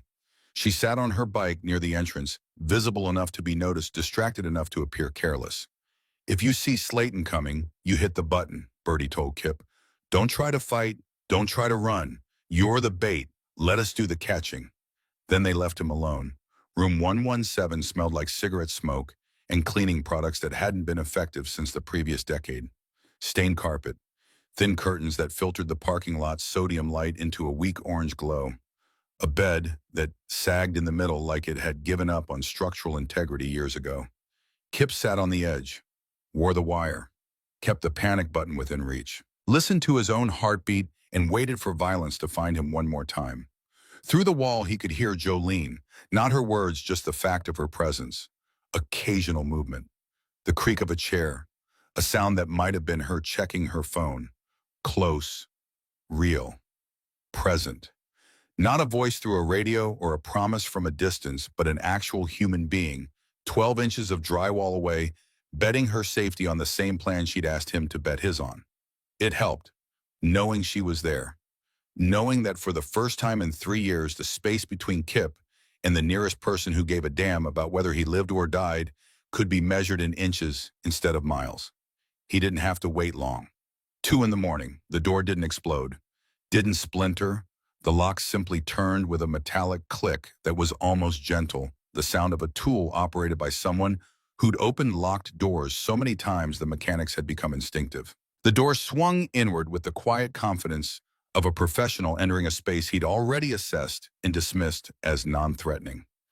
Emmett Slayton stepped through, gun drawn, eyes scanning, processing the room in a single sweep that took less than 2 seconds and registered everything in it, including the boy on the bed and the panic button on the nightstand and the distance between the two.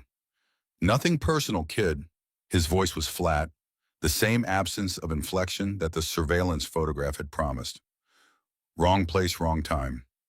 You've got value to someone, and I've got debts that need paying. That's all this is. Kip's hand moved toward the nightstand, toward the bracelet. Emmett crossed the distance faster than a man of his build should have been able to move, hand closing around Kip's wrist with a grip that compressed bone against bone. The panic button fell to the carpet. Nice try. Emmett produced zip ties from his jacket, secured Kip's wrists behind his back, with movements that spoke of repetition of a skill practiced so often it required no conscious thought. Your biker friend in the parking lot is already handled. Sleeping. Not dead. I'm not wasteful. You're coming with me, and if you make noise, I'll make sure it's the last sound that comes out of your mouth. He pulled Kip to his feet, guided him through the door with one hand on the zip ties and the other holding the gun close to his body. Parking lot. Birdie was on the ground, unconscious, not dead as promised. Cable ties around her wrists and ankles. Professional restraint. A white van waited near the lot's exit. Engine running. Emmett opened the rear doors, placed Kip inside with a firmness that stopped short of violence. Slammed the doors shut, got behind the wheel. The vehicle pulled onto Central Avenue and drove east. Through the wire, Kip heard Reese's voice. Calm, measured. The tone of someone monitoring a situation that was still within expected parameters. Tracking active. Units moving. 2 minutes. Stay calm. But Emmett was already making a phone call. Put it on speaker, held it where Kip could hear. It's done. I've got the kid. Tell Jolene she's got 6 hours. Drop the custody case. Tell the judge she's unfit. Give Harlan everything he wants. Or I kill the boy and leave his body where she'll find it. Harlan's voice came through the speaker. Tinny, but unmistakable. The same voice from the bar, recording but higher now, tighter, vibrating with the manic excitement of a man who believed he was winning. Make sure she knows you're serious. Hurt him. Send proof. That wasn't the deal. The deal changed. I want her broken Slayton. I want her to know what going against me costs. Hurt the kid. Take a picture. Send it to her. Emmett's jaw tightened. For the first time, something shifted behind the flat surface of his professional composure. Not hesitation exactly. Something adjacent to it. A crack in the architecture that Kip was too frightened to identify, but the wire in his collar recorded with perfect fidelity. I'll handle it, Emmett said. You just make sure the money's ready when this is done. He hung up, drove in silence for 3 more minutes, pulled into a warehouse district on the eastern edge of the city. Dark buildings, empty lots, the kind of industrial area that existed during business hours and ceased to exist after dark, leaving nothing but concrete and metal and silence deep enough to swallow, screaming. The warehouse was unlocked. Emmett led Kip inside, secured him to a support column with additional zip ties. The space was vast and empty and echoed every sound until the echoes became sounds of their own. Concrete floor, metal walls, no windows. A single overhead light that cast more shadow than illumination. Emmett stepped back, checked the bindings, looked at Kip for a long moment with an expression that had become more complex than the flat professionalism he'd worn like a mask since entering the motel room. How old are you? 11. You got family, sister? Foster care? I don't know where. Emmett nodded slowly. Something was working behind his eyes. Some calculation running against a ledger that Kip couldn't see, but the wire could hear in the changing rhythm of the man's breathing. I had a daughter, Emmett said. Vanessa. She was 9 when she died. Drive-by shooting. Bullet came through our apartment wall while she was sleeping. Wrong building, wrong floor, wrong night. Just like you at that truck stop. Wrong place, wrong time, and the universe decided she was acceptable collateral. He paused, stared at the gun in his hand like it was an artifact from someone else's life that had ended up in his possession by accident. Spent 12 years trying to fill the hole she left. Tried violence.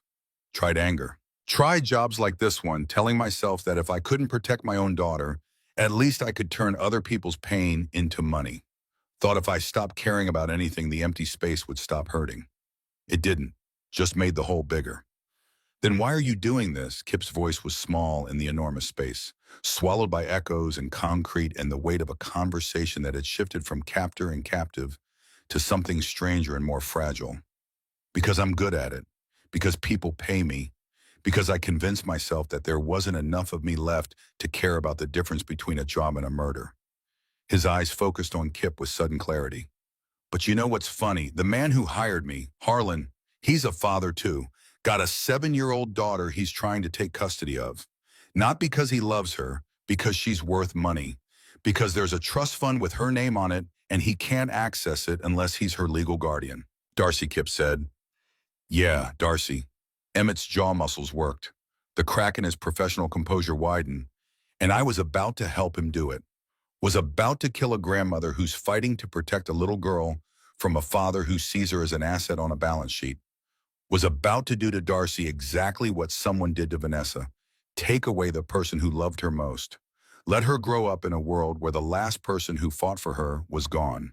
He stared at the gun, then at the door, then at the man tied to a column who was watching him with eyes too old for 11 and too young for everything they'd seen. The warehouse door opened. Not blown off its hinges, not kicked, open with the turn of a handle quietly by a woman who'd been listening through the wire from a vehicle 100 yards away and had driven to the warehouse the moment the GPS signal stopped moving. Jolene walked in alone, no weapon visible, no bikers behind her. Just a 58-year-old woman in a leather vest crossing a concrete floor with the measured stride of someone who was either supremely confident or beyond caring about the difference between bravery and recklessness. Emmett's gun swung toward her. Instinct. Training overriding whatever conscience had been whispering to him in the moments before she appeared. Let him go. Not a request, not a negotiation. A statement about what was going to happen next, spoken with the authority of someone who'd walked into worse rooms than this and walked out again. Emmett didn't lower the gun, didn't raise it either, just held it at the angle of indecision, caught between the professional who'd been paid to kill this woman and the father who'd been listening to himself describe his dead daughter to an 11-year-old boy and hadn't liked what he heard. "You were paid to kill a grandmother," Jolene said, voice steady, each word placed with the deliberation of stones being laid in a wall. "Look at this boy, 11 years old, lost his mother, lost his sister because nobody stood between her and the system that separated them. He's been sleeping behind dumpsters for 3 months, and the first thing he did when he saw someone in danger was run toward it instead of away." She paused. "Let that settle. You lost Vanessa to a bullet that came through a wall. A bullet that wasn't meant for her, fired by someone who didn't care who it hit. How many more children lose the people who love them before you decide you've been on the wrong side of that equation? I walk away from this and Harlan finds someone else." Emmett's voice was strained. "Someone who won't hesitate. Someone who won't have this conversation.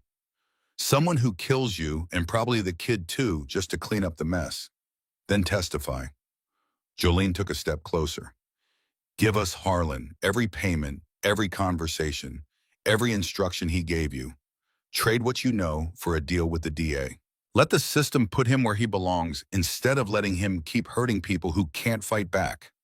Emmett laughed, bitter, the sound of a man confronting the gap between who he'd been and who he'd become. "You think the system works? The system failed Vanessa, failed your granddaughter, failed this kid tied to a post in a warehouse at 2 in the morning. When has the system ever worked? When we make it work." Jolene's voice didn't waver. "When we give it evidence it can't ignore. When we stop waiting for someone else to fix things and start using every tool available, including the system as a weapon against people like Harlan." She took another step, close enough now that Emmett would have to make a conscious decision to shoot a woman who was looking him in the eyes with an expression that contained no fear and no hatred, and something that might, under different circumstances, have been called understanding. "I'm not asking you to trust the system. I'm asking you to look at this boy and tell me that a father who pays to murder his own mother deserves custody of a 7-year-old girl. I'm asking you to choose which side of Vanessa's story you want to spend the rest of your life standing on." Silence. Absolute. The warehouse swallowing every sound except the mechanical rhythm of Kip's breathing and the distant hum of the city that existed outside these walls but felt like it belonged to a different universe. Emmett looked at the gun, at Kip, at Jolene, at the geometry of the situation, the angles and trajectories and outcomes that his professional mind was computing with the speed and precision that had made him very good at a job he was now realizing had been slowly killing the parts of him that mattered. He lowered the gun, set it on the concrete floor, raised his hands. "All right." His voice was quiet, stripped of the flatness that had been its defining characteristic, something raw underneath, something that sounded like the first honest syllables he'd spoken in years. "I'll testify, I'll give you everything, but I want a deal, and I want to know the kid's going to be okay. The kid is under sacred protection. He's going to be more than okay." Jolene moved past Emmett, crouched beside Kip, started cutting the zip ties with the same knife that had opened the second shooter's arm at the truck stop, steel that served whatever purpose the moment demanded. "As for the deal, that's between you and the DA. But I'll tell them you chose the right side when it counted." She got Kip free, checked his wrists, checked his face, found fear and adrenaline in the particular exhaustion of a body that had been pumping survival chemicals for longer than anybody should have to. She pulled him into a brief, fierce hug. "Hard enough to hurt, hard enough to mean it. You did good. Recording's clean. We got Harlan ordering you hurt. We got Emmett admitting to the contract. We got everything." Kip's legs were shaking. Aftershock, his body catching up to what his mind had already processed. He leaned into Jolene's grip and let it anchor him the way her hand on his in the ambulance had anchored him, the way her presence through the motel wall had anchored him. Solid, real, not going anywhere. Jolene pulled out her phone, called Cormac. "Hearings in 7 hours. We deliver this evidence to the police and the DA right now. Rush the charges. Have Harlan in custody before the judge takes the bench. No judge in this state is going to award custody to a man facing conspiracy to commit murder charges." Cormac arrived with 4 bikers. They secured Emmett with zip ties that he accepted without resistance, Like a man who'd set down something heavy he'd been carrying for too long and couldn't remember how to pick it up again. Led him to the waiting vehicles. Dawn was already seeping across the horizon, pink and gold bleeding into the darkness like evidence of a world that still bothered to be beautiful even when the people living in it made that beauty difficult to justify. They drove to the police station. Jolene walked in carrying recordings, the note from the shooter's pocket, Emmett Slayton himself, and the particular authority of a woman who was handing the Albuquerque Police Department a case so thoroughly assembled that refusing it would require more effort than accepting it. Detectives moved fast once they understood what they were looking at. Warrants drafted, units dispatched, the machinery of law enforcement grinding to life with the reluctant efficiency of a system that functioned best when someone else did the investigation and handed it the results. Harlan Beckett was arrested at 6 in the morning in his girlfriend's bed, still carrying the residue of the night's chemical entertainment in his bloodstream. He didn't understand what was happening until they had him in handcuffs and were reading rights that he was too impaired to fully process. The look on his face captured by the arresting officer's body camera was not the expression of a man confronting justice. It was the expression of a man confronting the possibility that the world might not bend to his convenience after all. The DA filed charges by 7:30, conspiracy to commit murder, solicitation of murder, kidnapping, child endangerment, a list of felonies that built on each other like bricks in a wall that would eventually rise high enough to block out the rest of Harlan Beckett's natural life. At 8:45, Jolene Wyannon walked into family court. Reese beside her carrying a briefcase full of evidence. Cormac waiting in the corridor because his presence in the courtroom would be counterproductive, but his presence in the building was a reminder that Jolene did not walk alone. The judge reviewed the police reports filed that morning, the charges against Harlan, the recordings that Jolene's legal team had submitted as emergency exhibits. Emmett Slayton's sworn statement dictated in a holding cell at 4 in the morning with a DA's office recorder capturing every word. The courtroom was quiet, the kind of quiet that happens when every person in a room understands that the words about to be spoken will change the trajectory of lives that extend far beyond the walls containing them. Mr. Beckett's petition for custody is denied. The judge's voice carried the clipped precision of professional outrage held carefully in check. Ms. Beckett, you are granted full and permanent custody of Darcy Beckett, effective immediately. Mr. Beckett's parental rights are suspended pending the outcome of criminal proceedings. This court extends its apologies for the distress this situation has caused your family. Jolene didn't cry, didn't celebrate, didn't allow the tidal wave of relief and exhaustion and vindication that was building behind her ribs to reach her face. She nodded once, professional, controlled, saving the emotional release for a time and place that didn't include judges and lawyers and court reporters documenting her reaction for the permanent record. Ellery Marsh met her in the hallway, face carrying the particular expression of a child protective services worker who had just watched a case resolve in a way that restored approximately 2% of her faith in the system she worked for. I'll have Darcy ready for pickup in 2 hours. She's been asking for you every single day. Told every adult in the foster home that her grandmother would come, that you always keep your promises. Jolene's throat tightened. She swallowed against it. Held. Tell her grandma's coming, and tell her I'm bringing someone she needs to meet. 2 hours later, Jolene pulled up to the foster home in a truck she'd borrowed from Cormac because the Harley wasn't designed for transporting children regardless of how much Darcy loved riding it. Kip sat in the passenger seat, stitches still visible at his collar, moving carefully the way people moved when their bodies were held together by thread and willpower and the stubborn refusal to stop functioning. The front door of the foster home opened, and a 7-year-old girl came through it at a velocity that suggested she'd been standing behind that door for 2 hours, waiting for the sound of an engine. She recognized the sight of a woman she'd been promised would return. Darcy Beckett hit her grandmother at full speed, arms wrapping around Jolene's waist with the desperate strength of a child who'd spent days wondering if love was something that could be taken away by strangers in suits. Face buried in leather and cotton, in the smell of engine oil and coffee, and whatever particular combination of scents meant grandmother and safety and home. Jolene caught her, held her, lifted her off the ground and pressed her face into that wild auburn hair and let the tears come because they were earned and because holding them back any longer would have required a strength she didn't have left. I knew you'd come, Darcy whispered. I told them. I told everybody. You always keep your promises, always, Jolene said.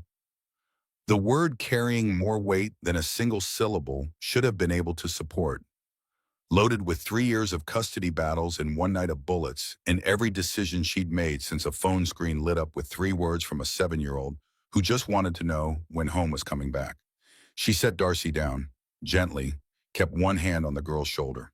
The other she used to gesture toward the truck, toward the boy sitting in the passenger seat, watching this reunion with an expression that contained more longing than an 11-year-old face should have known how to produce. There's someone I want you to meet, Jolene said. This is Kip. He's the boy who saved Grandma, and he's going to be staying with us for a while. Darcy studied Kip with the frank assessment that 7-year-olds specialized in. No social filters, no polite pretense, just direct observation and immediate conclusion. She saw the stitches at his collar, the careful way he moved, the jacket with the protection patch on its back, the eyes that were watching her the way someone watched a fire on a cold night, drawn to the warmth but not sure they were allowed to get close. You got hurt saving Grandma. Yeah, Kip said. That was really brave. Your grandma's braver. She saved me back. Darcy considered this equation for a moment. Then she walked to the truck, climbed up to the running board, and extended her hand with the solemn formality of a diplomat initiating relations between two nations that had never previously communicated. Thank you for keeping her safe. I'm Darcy. Kip shook her hand, felt something shift in his chest. Not breaking exactly. Opening a door that had been sealed for 3 years, locked from the inside by a boy who'd learned that caring about people was a setup for losing them. I'm Kip, and I've got a sister about your age. Maybe you can meet her soon. I'd like that, Darcy said, with the simple certainty of a child who just decided that this person belonged in her world, and that was that. They drove back to Jolene's house, the one Harlan had tried to inherit, the one that would now hold a grandmother, a granddaughter, and a boy who'd earned his place in both their lives by doing the thing that nobody else had been willing to do. Jolene pulled into the driveway, killed the engine, sat for a moment in the sudden quiet hands on the wheel, looking at the house she'd fought for, at the life she'd defended, at the 2 children in her vehicle, who represented everything she'd nearly lost and everything she'd gained. Her phone buzzed. Text from Cormac. Emmett's testimony is solid. DA offered him 15 years with possibility of parole at 10 if he cooperates fully. He took it. Harlan's looking at life without parole. Good, Jolene typed back. And Kip's paperwork. Emergency guardianship is filed. You'll have temporary custody by end of week, permanent within the month if all goes well.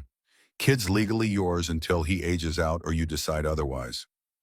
Jolene looked at Kip, sitting in the passenger seat with Darcy already telling him about her school and her friends and the room that Grandma had painted purple because purple was the color of Queens. You okay with this, living here, being part of whatever this is becoming? Kip thought about the alternatives. The shelters, the dumpsters, the 3 a.m. cold, and the constant hunger and the exhaustion of never feeling safe. Thought about Nora still waiting in Santa Fe, about the possibility of a future that included more than survival. Yeah, he said, I'm okay with it. That night, Jolene made dinner. Real food on real plates at a table with chairs and napkins, and the overhead light casting warm yellow across a kitchen that smelled like garlic and bread, and the particular alchemy of someone cooking for people she loved. Darcy talked without pause, filling the house with the sound of a child reclaiming the space that fear had temporarily emptied. Kip ate quietly, listening, absorbing the strangeness of being somewhere warm and safe and wanted, of sitting at a table where his presence was expected rather than tolerated, of mattering. After dinner, after Darcy had been convinced that bedtime was not a conspiracy against her personal freedom, Jolene found Kip standing at the window of the spare room that was now his room, looking out at the dark street, at the city lights reflecting off low clouds, at a world that looked different from inside a house than it did from behind a dumpster. Reese found your sister, Jolene said quietly. Nora, she's in Santa Fe. Foster home run by a woman named Faye Dunlap. Been there 4 months, before that 6 different placements in 3 years. Kip's hand went to the window glass, palm flat against the cold surface. Is she safe physically? Yes. Dunlap's record is clean. But Nora's been moved so many times she stopped trying to connect. Keeps to herself. Doesn't talk much. Classic pattern for kids who've learned that getting attached means getting hurt.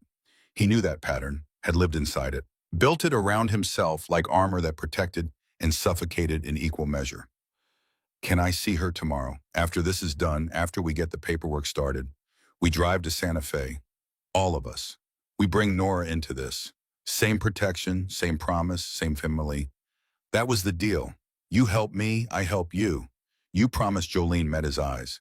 Steady, unyielding. I promise. And unlike most adults you've met, I keep my word. The oath works both ways, Kip. You save me, I save you back.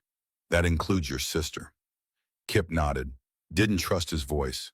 Turned back to the window and let the tears fall where nobody could see them, because some habits from the street died harder than others, and crying in private was one of the last ones to go. Behind him, Jolene stood in the doorway for a moment longer, watching. Then she turned and walked to her own room, where a photograph of her late husband sat on the nightstand, Ray young and strong before the cancer. He'd made her promise. Take care of Darcy. Make sure Harlan's mistakes don't ruin another generation. Make sure the money he'd set aside would build a future instead of funding destruction. Promise kept, and expanded now to include a boy who'd saved her life and a sister who needed saving. Jolene turned off the light, let exhaustion pull her under. Tomorrow would bring Santa Fe and Nora and the complicated work of assembling a family from pieces that the world had scattered. Tomorrow would bring legal paperwork and healing wounds and trauma that didn't evaporate just because the immediate danger had passed. But tomorrow would also bring a sister reunited with her brother, would bring one more child pulled from the margins into a circle of protection that now numbered 927, would bring proof that sacred oaths meant something real and lasting and worth the cost of keeping them. For tonight, that was enough. The drive to Santa Fe took 2 hours. Jolene behind the wheel of Cormac's borrowed truck. Kip in the passenger seat with his hands clasped between his knees, pressing them together to keep them from shaking, a strategy that worked for approximately 30 seconds at a time before the trembling started again. Darcy in the back seat, legs too short to reach the floor, swinging her feet in a rhythm that had no connection to the radio or the road or anything except the internal metronome of a 7-year-old who processed the world through motion. What if Nora doesn't like me? Darcy's voice was small against the highway noise. She'd been asking questions since they left Albuquerque, each one a little more uncertain than the last, a child trying to map unfamiliar emotional territory without a compass. She'll like you, Kip said. The words came out with more hope than certainty. He hadn't seen his sister in 3 years. Didn't know what 6 foster placements and the accumulated weight of being unwanted had done to the girl who used to wear a purple hoodie for 3 straight weeks because their mother said it was the color of Queens. Didn't know if she'd forgiven him for disappearing, for being the brother who stood in a doorway and did nothing and then vanished from her life entirely. Jolene glanced at him, read the tension in his shoulders and jaw, the rigid posture of someone bracing for an impact that hadn't arrived yet. Reese talked to Nora's foster mother, she said. Told her you were coming. Nora's been packed since yesterday morning. Sitting by the window, waiting. She remembers me. She's been waiting for you for 3 years, Kip. Children don't forget that. They carry it. Sometimes it turns into anger, sometimes into hope. Either way, it means you mattered. The house was in a quiet Santa Fe neighborhood where lawns stayed trimmed and front porches held rocking chairs and terracotta pots with plants that someone remembered to water. Middle-class ordinary. Faye Dunlap met them at the front door, 60-something with kind eyes set in a face that had been softened by years of caring for children who arrived broken and left still cracked, but perhaps a little more whole. She had the careful weariness of a woman who understood that love wasn't always enough to repair what the world had damaged, but believed it was worth offering anyway. She's upstairs, Faye said. Been nervous all morning. Kept asking if you were real. If this was another promise somebody made and forgot about. Kip's chest constricted. Can I see her? Go ahead. Second door on the right. He climbed the stairs slowly. Each step felt like it covered more distance than the 12 inches of wood and carpet beneath his feet. Like he was crossing years instead of stairs, traversing the gap between the brother who'd frozen in a doorway and the brother who'd taken a bullet in a parking lot and he didn't know which one would be standing in that doorway when Nora saw him. The door was half open. He knocked anyway. Gentle, giving her the time he wished someone had given him. "Come in." Her voice hit him with a force that had nothing to do with volume. 3 years older, but still Nora. Still carrying something in her vowels that sounded like their mother's kitchen on Saturday mornings before Croy, before everything shattered. He pushed the door open. She was sitting on the edge of the bed, 11 years old now, hair longer than he remembered, darker, pulled back in a ponytail that looked like she'd done it herself without a mirror. Eyes that had gained an edge they hadn't carried in the photograph he'd kept in his backpack for 3 years. She was wearing clothes that fit but looked temporary, assembled from whatever the current placement provided. Nothing personal, nothing chosen, nothing that said, "This is mine and I plan to stay." A small backpack sat at her feet. Everything she owned compressed into one bag, ready to move at a moment's notice because moving was what foster children did. You learned to keep your life portable so that when the next disruption came, and it always can say Shanim, you could pick up and go without leaving anything behind that would hurt to lose. They looked at each other, brother and sister separated by 3 years and 1,000 miles of damage. Neither sure how to bridge a gap that silence had been widening since the night their world split in half. "You got tall," Nora said finally. "You got old," Kip replied. A smile crossed her face, brief flickering the muscle memory of happiness activating for half a second before caution shut it down. "You said you'd come back for me. I know. I'm sorry it took so long. 3 years isn't long." There was no accusation in her voice. Just fact, the flat, undecorated truth of a child who'd learned to state things as they were because hoping they'd be different was a luxury that got revoked early. "I couldn't before," Kip said. "But I can now, and I'm not leaving without you." Nora studied him, took in the stitches still visible at his collar, fading but present. The stiffness in his movements that spoke of a body still negotiating with a wound.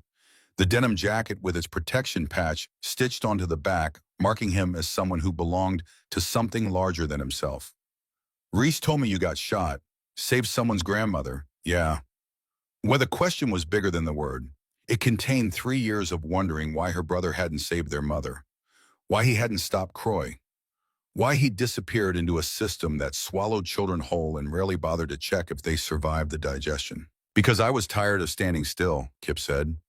"Tired of watching bad things happen and doing nothing. Tired of being the kid in the doorway who couldn't move when it mattered."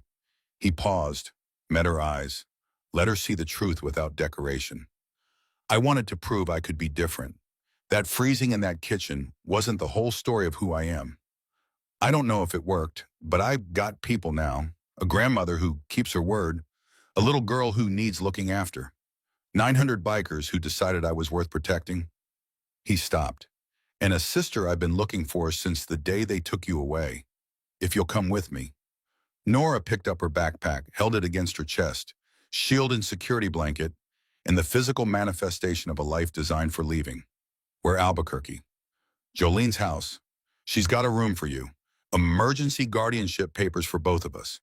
We'd be together, not just blood, choice. Family that showed up when it mattered. What if it doesn't work? What if she decides we're too much trouble? What if she sends us back the way everyone else did?" Kip understood the fear because it still lived inside him too, whispering in the quiet moments, insisting that permanence was a fiction adults invented when they wanted something from you. "Then we figure it out together. But Jolene isn't like the others. She called in a sacred oath for me. 927 people drove through the night because I took a bullet for her. Those are people who follow through." Nora stood, testing the decision in her legs before committing to it with her heart. "Is Darcy nice?" She's 7. Talks constantly, shares everything she owns. Thinks brothers who save grandmothers are heroes. You're not a hero, I know. But maybe I can be a brother who doesn't freeze next time." Something shifted in Nora's expression. Not trust exactly, not yet. But the faintest crack in the wall she'd built, just wide enough to let possibility squeeze through. They went downstairs together. Nora moving with the controlled caution of someone who'd learned that showing excitement was a setup for disappointment. But when she reached the bottom of the stairs and saw Darcy standing by the front door, something happened that neither sibling expected. Darcy smiled, wide and open and completely unaware that some people needed time before they could accept a smile at face value. You're Nora. Kip talks about you all the time. I'm Darcy. Do you like motorcycles? Because Grandma has one and it's really loud, but also really cool. And sometimes she lets me sit on it. And if you ask nice, maybe she'll let you sit on it too. Nora blinked, looked at Kip for translation. She's always like this, he said. I like motorcycles, Nora said quietly. Never been on one. Then we'll fix that. Jolene stepped forward from the hallway, not crowding, leaving Nora space to breathe, to assess, to decide for herself whether this woman was safe. I'm Jolene. Diesel on the road. I've got a house with 2 spare rooms and a kitchen that actually has food in it. No promises except this one. You're under protection now. Same as Kip, same as Darcy. Nobody hurts you without going through us. And us is 927, give or take, depending on the day. Nora looked at the woman in the leather vest, at the patches and the scars on her knuckles, and the gray threading through dark hair. At the 7-year-old pressed against her grandmother's leg, with absolute confidence that this person was safe and good and permanent. At her brother standing beside them with stitches in his side and something in his eyes that she hadn't seen in 3 years. Hope, fragile and stubborn and refusing to die no matter how many reasons the world provided. Faye appeared with paperwork, emergency placement transfer, temporary guardianship authorization, signatures and stamps that transformed Nora from a case number in a filing cabinet into a member of a household that hadn't existed a week ago. Her medical records, school files, therapy notes. Faye handed the folder to Jolene. She's been through 6 homes in 3 years. Each one made it harder. She'll test you, push every boundary you set, try to prove that you'll quit the way everyone else did. I won't quit, Jolene said. Everyone says that. I'm not everyone. They drove back to Albuquerque. Darcy filled the silence with stories about school, about her best friend, who had a dog named Biscuit, about how Grandma once let her steer the motorcycle in the driveway, and it was the greatest moment in the history of moments. Nora listened from the back seat, didn't speak, watched the desert scroll past the window, and kept her backpack on her lap with both arms wrapped around it. Kip watched his sister in the rearview mirror, recognized the posture, the held breath, the way she kept her body angled toward the door, always ready to exit, always measuring the distance between herself and the nearest escape route. He'd held himself that same way for years, might still be holding himself that way if a bullet hadn't forced him into a different posture entirely. The house felt different with 4 people in it, fuller, louder, more complicated in ways that were both wonderful and terrifying.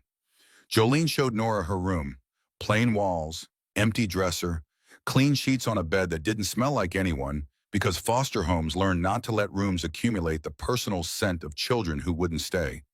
You can decorate however you want. Paint the walls, hang posters, put up pictures. Make it yours. This isn't temporary. Nora set her backpack on the bed. Didn't unpack. How long? As long as you want. I've filed for permanent guardianship. If it goes through, you're with me until you're 18. Unless you decide otherwise. People always say permanent and then something changes. Jolene sat on the edge of the bed, slow, non-threatening, leaving 3 feet of space between them. You're right. Things change. I'm not going to promise you perfect because perfect doesn't exist in any house I've ever lived in. What I can promise is that I won't send you back because you're difficult. Won't give up because you test me. Won't decide one morning that you're too much work. You're Kip's sister. He saved my life. That makes you family. And I protect family even when family makes it hard. That's a strange reason to take in somebody's kids. Most reasons people bring kids into their homes are strange if you examine them honestly. Jolene stood, left the room, gave Nora the privacy to sit with whatever she was feeling and decide for herself whether opening that backpack meant hope or just another rehearsal for the disappointment that would follow. Kip found her an hour later, still on the bed, backpack still closed. You don't have to unpack, he said, not until you're ready. What if I'm never ready? Then you live out of a backpack. But you live here while you do it. Nora looked at him, really looked, taking inventory of the changes that 3 years and a bullet had made. The height he'd gained, the angles his face had developed, the scar tissue forming beneath his shirt, where the entry wound was still deciding what shape it would carry for the rest of his life. Did it hurt getting shot? Yeah. Was it worth it? Kip considered the question against the evidence. This house, this room, Jolene in the kitchen making dinner, Darcy's voice carrying through the hallway narrating her life to anyone within earshot. His sister 3 feet away, still guarded, still braced, but here, present, reachable for the first time in 3 years. Yeah, he said, it was worth it. Dinner was the particular awkwardness that all new families endured. Too much politeness layered over too little familiarity. Darcy did the heavy lifting, filling silence with stories and questions, and the relentless optimism of a child who believed that people sitting around a table eating food together meant everything was going to be fine. Jolene asked careful questions, received careful answers. Nora ate slowly, watching the door between bites, cataloging exits, doing the survival math that foster children performed automatically in unfamiliar environments. But she ate, and when Jolene mentioned dessert, Nora's eyes widened for half a second before she caught herself and smoothed the reaction into neutral. A flash of surprise that kindness could include chocolate cake, that unexpected good things didn't always carry a price tag that arrived later. That night, Kip heard crying through the wall, soft, muffled. The sound of someone who'd learned to grieve quietly because loud grief in foster homes attracted attention that was rarely helpful. He knocked on Nora's door, waited, go away. He opened it anyway, found her curled on the bed in her closed backpack clutched against her chest, face wet. I used to cry every night for the first month, he said, after they took you, after I ran from Croy. Thought if I cried enough, something would change, that someone would hear and decide to care. Nothing changed. So why are you telling me this? Because eventually I stopped. Stopped crying, stopped feeling, went numb, because numb was easier than hoping. Lived like that for almost 3 years. Then I met Jolene and Darcy and people who decided I was worth something. And it hurt Nora. Feeling again, hoping again, letting people in when every part of me was screaming to stay closed. In some ways it hurt worse than the bullet. Nora sat up, wiped her eyes with the back of her hand. Does it get easier? I don't know. I've only been doing it for a week. But we're doing it together this time. That has to count for something. She leaned against him. Small gesture, enormous meaning.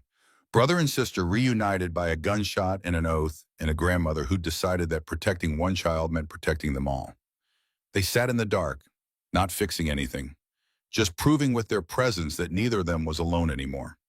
6 weeks passed. Some days felt like progress. Some felt like retreat. Time doing what time did in households built from broken pieces, revealing the cracks, while simultaneously filling them with the slow accumulation of shared meals, shared mornings, shared space. Kip's stitches came out. The wound became a scar, raised in pink, permanent, evidence of the night he'd stopped running away and started running toward. He began working at Cormac's garage 3 days a week after school, learning that his hands could build engines and repair brake lines and create order from mechanical chaos. Learning what it meant to be expected somewhere, to have someone notice when he didn't show up. Nora tested boundaries with the systematic thoroughness of someone conducting an experiment whose hypothesis was that all adults would eventually abandon you. She stayed out past curfew, skipped school, refused to eat dinner at the table, left her backpack packed for the first 2 weeks, a signal that as she could leave at any moment, that this arrangement was provisional, that she hadn't committed because commitment was for people who hadn't been burned. Jolene didn't crack, didn't raise her voice, didn't issue ultimatums or threats or any of the responses that Nora's behavior was designed to provoke. When Nora stayed out until 2 in the morning, Jolene stayed up, sitting at the kitchen table with coffee and the light on, so that when Nora walked through the door, expecting confrontation, she found something worse: patience, consistency. A woman who said, I was worried, and meant it without attaching consequences. When Nora skipped school, Jolene drove her personally the next morning, walked her to the entrance, said have a good day, and drove away without lecturing. When Nora screamed that she hated this house and everyone in it and wanted to go back to foster care, where at least nobody pretended to care, Jolene said okay and made dinner anyway. Slowly, incrementally, in steps so small they were almost invisible. Nora's backpack got unpacked. Clothes migrated from the bag to the dresser. A drawing went up on the wall, then another, then a third. She started eating at the table without watching the door. Started laughing at Darcy's stories quietly at first, then with actual sound. Started calling Jolene by name instead of avoiding direct address entirely. Started believing that maybe this time the floor beneath her wouldn't give way. The morning Croy Renner reappeared was a Tuesday in November. Ordinary in every way that mattered until it wasn't. Jolene's phone rang at 11 in the morning, Nora's school. The voice on the other end belonged to the vice principal, and it carried the particular tension of an administrator dealing with a situation that had exceeded the boundaries of school policy. Ms. Beckett, there's a man here claiming to be Nora Renner's legal guardian. He's requesting to remove her from school. Nora is extremely distressed. She's locked herself in the counselor's office and won't come out. Jolene was in her truck within 30 seconds, phone wedged between her shoulder and ear as she pulled out of the driveway. His name. What's his name? Croy Renner. He has documentation. Ms. Beckett, he's insistent. Do not release her to him. Do not let him near her. I'm 12 minutes away. Call the police. She hung up. Dialed Reese while driving. Croy Renner is at Nora's school, trying to take her. I need everything you have on his legal standing right now. Reese's keyboard was already firing. Croy Renner. He was never formally stripped of guardianship. Mother's deceased biological father unknown. On paper, he's still Nora and Kip's legal stepfather. Emergency guardianship gives you temporary custody, but it doesn't terminate his parental rights. If he challenges in court, he's not challenging in court. He's standing in a school lobby trying to physically remove an 11-year-old who's terrified of him. Jolene called her lawyer next, got voicemail, left a message that was 3 sentences long and contained more urgency per word than most people generated in a paragraph. Then she called the one person who could meet her at the school in time. Kip answered on the second ring. He was at Cormac's garage halfway through an oil change. Croy's at Nora's school. Silence. 2 seconds, then the sound of a wrench hitting concrete. I'm coming. Not on a bike. You're not legal to ride alone. Get Cormac to drive you. And Kip, listen to me. Do not confront him physically. Do not touch him. Do not give him anything he can use. We handle this clean or we don't handle it at all. She got to the school in 10 minutes, parked in the fire lane because parking regulations were not among her current priorities. Walked through the front entrance with her shoulders set and her breathing controlled and every nerve in her body tuned to a frequency that most people never accessed outside of genuine emergencies. Croy Renner was standing in the administrative office. 40s, average height, soft around the middle in a way that suggested beer rather than food.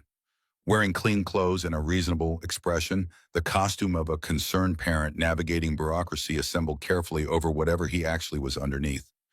Jolene had known men like him, had been married to one a lifetime ago. Men who could put on respectability the way other people put on jackets, wearing it just long enough to get what they wanted before the real person underneath pushed through. He turned when she entered, saw the vest, the patches, processed and recalculated. Who are you, Jolene Beckett? Nora's guardian. Temporary guardian. I'm her legal stepfather. I have documentation. He held up papers. Jolene didn't look at them. Looked at him instead. At his eyes. At whatever lived behind the reasonable expression in the clean shirt. You're the man who beat their mother badly enough to put her in the hospital. Who waved a gun at a social worker while 2 children watched. Whose violence caused its CPS to remove Nora from her home and placed her in a system that failed her 6 times before she landed with me. That's not, Croy started, and you're the man Kip ran from. At 11 years old, he climbed out a window in January because staying in your house was more dangerous than sleeping on the street. He spent nearly 3 years homeless rather than live with you. What does that tell you about your fitness as a parent? Croy's reasonable expression thinned. Jolene saw the real face beneath it. The anger that men like him kept leashed in public and released in private behind closed doors against people who couldn't fight back. I've changed, he said. Got counseling. Got clean. I have a right to my children. They're not your children. They're your dead wife's children, and you lost any claim to them when you put her in the hospital. The door behind Jolene opened. Kip walked in. Cormac had dropped him at the curb, was waiting in the truck outside. Not bikers filling the building. Not leather and chrome and intimidation. Just a 14-year-old boy walking into a school office to stand next to the woman who'd promised his sister would be safe. Kip positioned himself between Croy and Moore, which used to be Croy, and the hallway that led to the counselor's office where Nora was locked inside. He didn't speak, didn't need to. His presence was the message. 3 years ago, he had been frozen in a doorway. Now he was standing in one by choice, blocking it with his body and his intention and the absolute refusal to let this man near his sister again. Croy looked at Kip. Something flickered across his face. Recognition, maybe, or the realization that the boy who'd been too scared to move was no longer a boy and was no longer scared and was no longer alone. 2 police officers arrived. Jolene's call to the school had triggered protocol, and the officer's presence shifted the dynamics from a custody dispute into something with rules and witnesses and documentation. Jolene turned to the officers. She spoke clearly, audibly, with the measured precision of someone building a legal record with every word. This man has a documented history of domestic violence against these children's mother.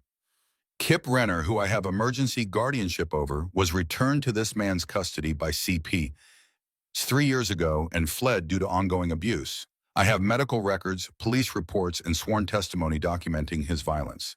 I'm requesting an emergency restraining order, and I'm informing you that if he is not removed from this school immediately, I will file charges for harassment, intimidation, and attempted interference with illegal guardianship. She turned to Croy. And I'm informing you that I have retained legal counsel, that a petition to permanently terminate your parental rights was filed this morning, and that any further attempt to contact Nora or Kip will be treated as a violation of the protective order that will be in effect by end of day. She'd filed the petition that morning. Had been working with her lawyer for weeks since the day Nora arrived, anticipating exactly this scenario, building the legal architecture that would seal Croy out permanently, not waiting for him to come, preparing for when he did. Croy looked at the officers, at Jolene, at Kip standing in the doorway, at the situation he had walked into, expecting a scared girl and an overwhelmed school administration, and finding instead a woman who'd prepared for his arrival with the same strategic thoroughness she'd used to dismantle his stepson's father. "You can't do this," he said, but the conviction had drained from his voice.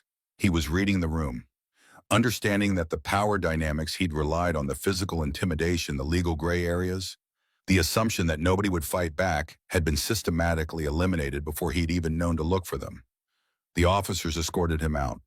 Jolene watched him go, watched the doors close behind him, watched the threat recede, not with the dramatic finality of a confrontation resolved by force, but with the quiet procedural efficiency of a system being used as the weapon it was designed to be.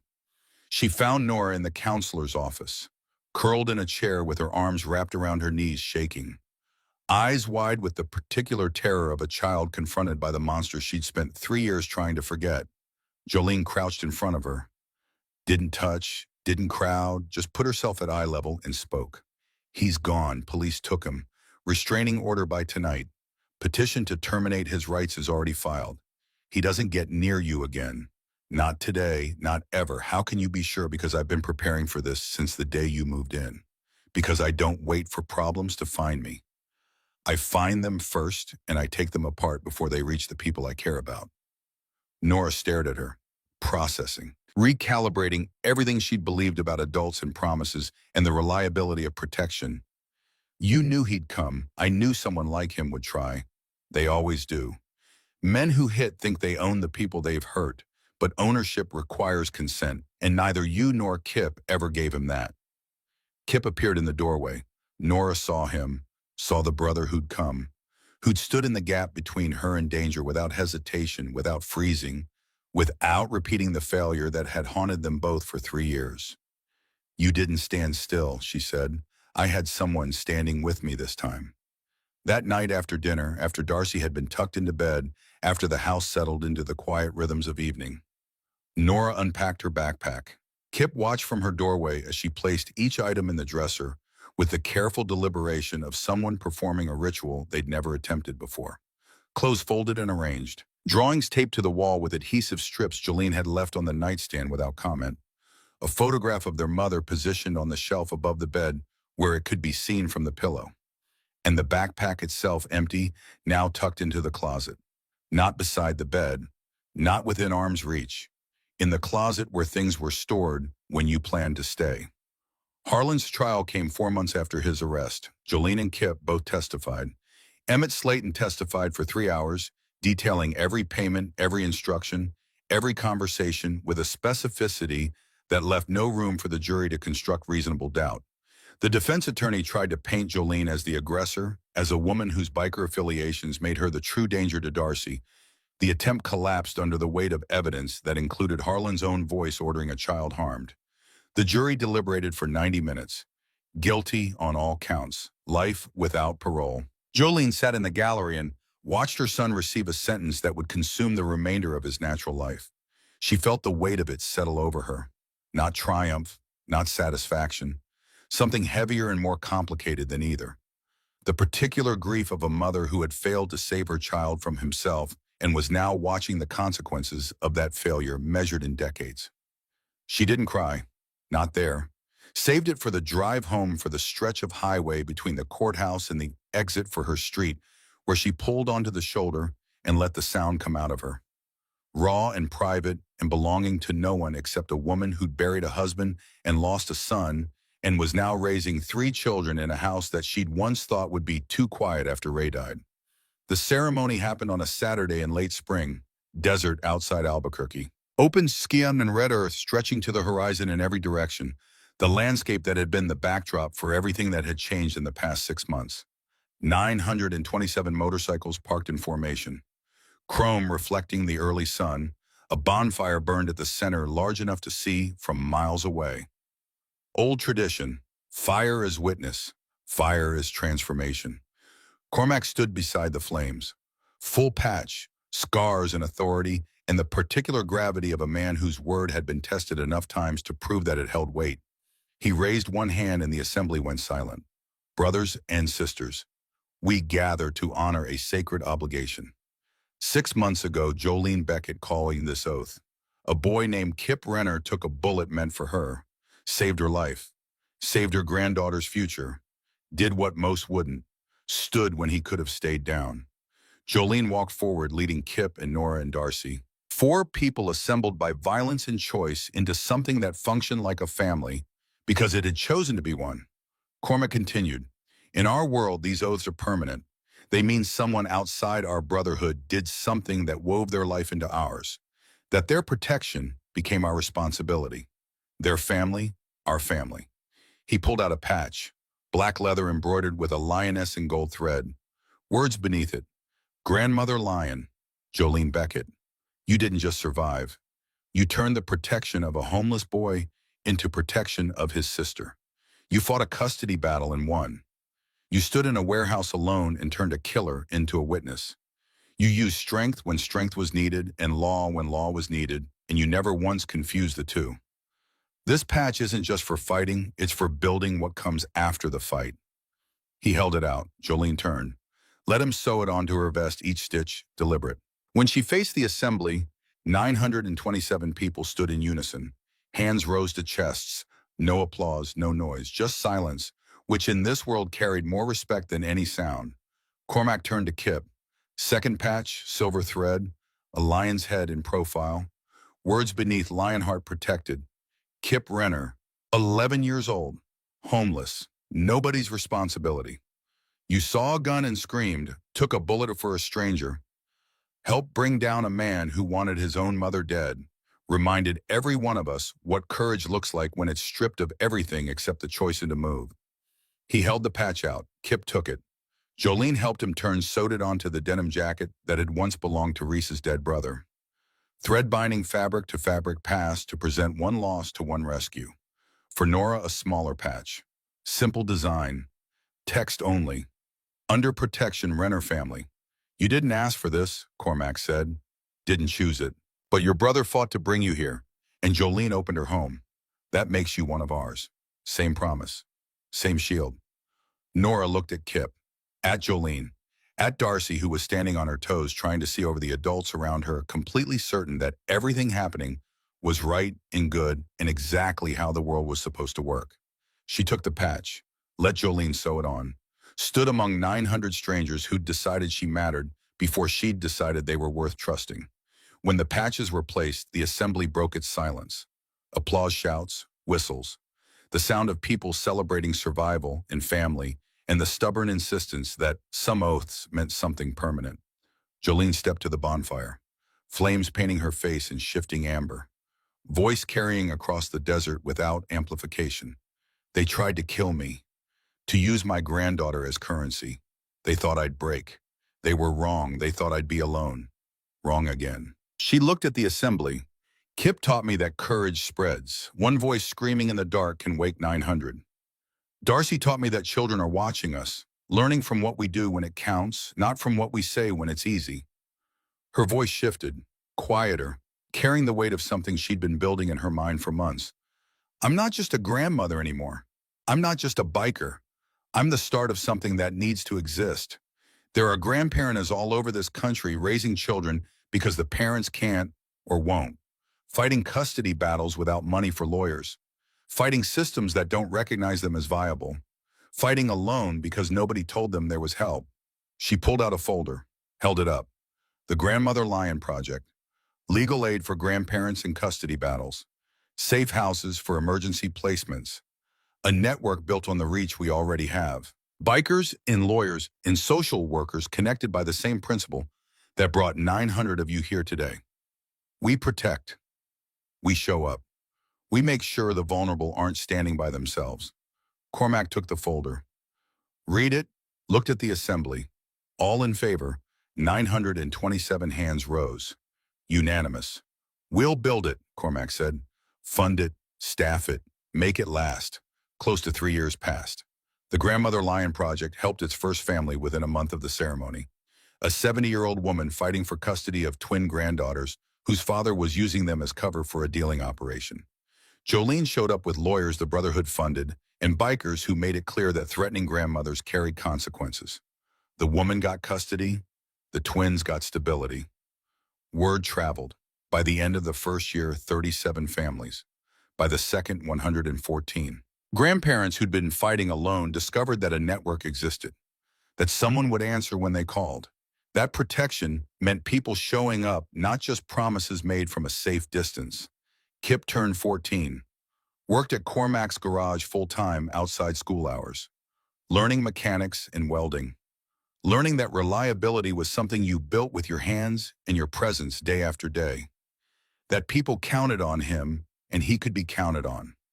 Nora found art, drew the family that had assembled itself around her, Jolene on her Harley, Darcy with her gap-toothed grin, Kip with his scar fading but visible beneath his collar. 900 bikers rendered as a sea of chrome and leather surrounding the people who mattered. Her teacher submitted the drawings to a statewide competition. She won. The prize included a scholarship fund for art school, a future opening in directions that foster care files had suggested were statistically unlikely for someone with her background. Darcy turned 10, confident and loud and absolutely certain that the world could be good because the people around her had proven it. She started a junior chapter of the Grandmother Lion Project at her school. Kids helping kids, collecting donations, spreading awareness. 9 years old when she began it, 10 when it became real, already understanding that protection required action. Jolene turned 60, gray hair going white, joints that filed complaints after long rides, but still riding, still showing up for custody hearings and emergency placements and the endless unglamorous work of proving that family meant showing up. 187 children in permanent custody with grandparents. 43 women connected with safe houses and legal aid. The program spreading across 7 states, each chapter anchored by bikers who decided that the most dangerous thing they could do was care about people the system had overlooked. On a Tuesday night in autumn, Jolene got the call. Unknown number. She answered because she'd learned that unknown numbers sometimes carried the voices of people who needed help and had run out of other options. Ms. Beckett, this is Officer Mackenzie with the Tucson Police Department. We've got a 14-year-old boy here, homeless, says he found the Grandmother Lion Project online, wants to know if it's real, if anyone actually comes. Jolene looked at the kitchen, at Kip doing homework at the table, at Nora sketching in her notebook, at Darcy building something elaborate from materials that hadn't been designed to go together, but were cooperating anyway under the force of a 10-year-old's will. Her family. Built from wreckage and refusal and the stubborn belief that some debts were worth spending your whole life repaying. I'll be there in 6 hours, she said. Keep him safe until I arrive. She hung up, looked at the three of them. Got a call. Kid in Tucson needs help. I'm riding out tonight. Kip stood before she'd finished the sentence. I'm coming with you. You've got school tomorrow, and you've got a 6-hour ride alone in the dark. I'm coming. Nora looked up from her notebook. Me too. You hate long car rides. I hate a lot of things. Doesn't mean I let you do them alone. Darcy appeared with her backpack already on her shoulders. Road trip. Jolene looked at them, at what they'd become, at what she'd become. Not just a grandmother, not just a biker. Something harder to name but easier to recognize. A woman who'd been broken and broken again, and rebuilt again, and had decided somewhere along the way that the rebuilding was the point. All right, she said. Let's go remind someone they're not alone. They drove through the night, desert dark and star-filled and stretching in every direction like a promise that had no end. Jolene at the wheel, Kip navigating. Nora drawing in her notebook by the dome light. Darcy asleep against Nora's shoulder dreaming whatever 10-year-olds dreamed when they'd grown up believing the world was worth trusting. Somewhere in Tucson, a 14-year-old boy was sitting in a police station holding a phone number he had found on a website, wondering if the promises he'd read were real or just another fiction adults constructed to make themselves feel better about a world that chewed up kids and forgot to check what happened after. Jolene Beckett was 6 hours away and closing the distance. Behind her, built from one scream in a parking lot and one bullet and one oath that 927 people had decided to keep a network stretched across 7 states. Bikers and lawyers and social workers and grandparents and children. Connected by the principle that showing up mattered more than standing back. That protection was something you did every single day with your hands and your time and your presence. She thought about Kip at 11 exploding out of the shadows behind a dumpster because he couldn't stand the silence anymore. About Darcy running out of a foster home and into her arms with the faith of a child who'd never been given a reason to doubt. About Nora unpacking her backpack for the first time, placing each item in a dresser with the terrified precision of someone betting everything on the hope that this time would be different. About 927 engines rumbling to life in a hospital parking lot because someone called and said this matters.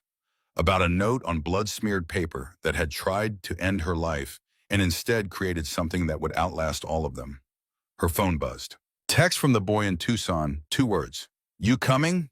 She typed back with one hand, eyes on the road, the other hand steady on the wheel. 20 minutes. Hold on. And she drove. Through the darkness and the distance and the hours, toward another child who needed proof that when you called for help, someone came. That when you'd been overlooked long enough to forget what being seen felt like, there were people in the world who would look at you and say you matter now, and mean it, and prove it, and never stop proving it for as long as proving it was required.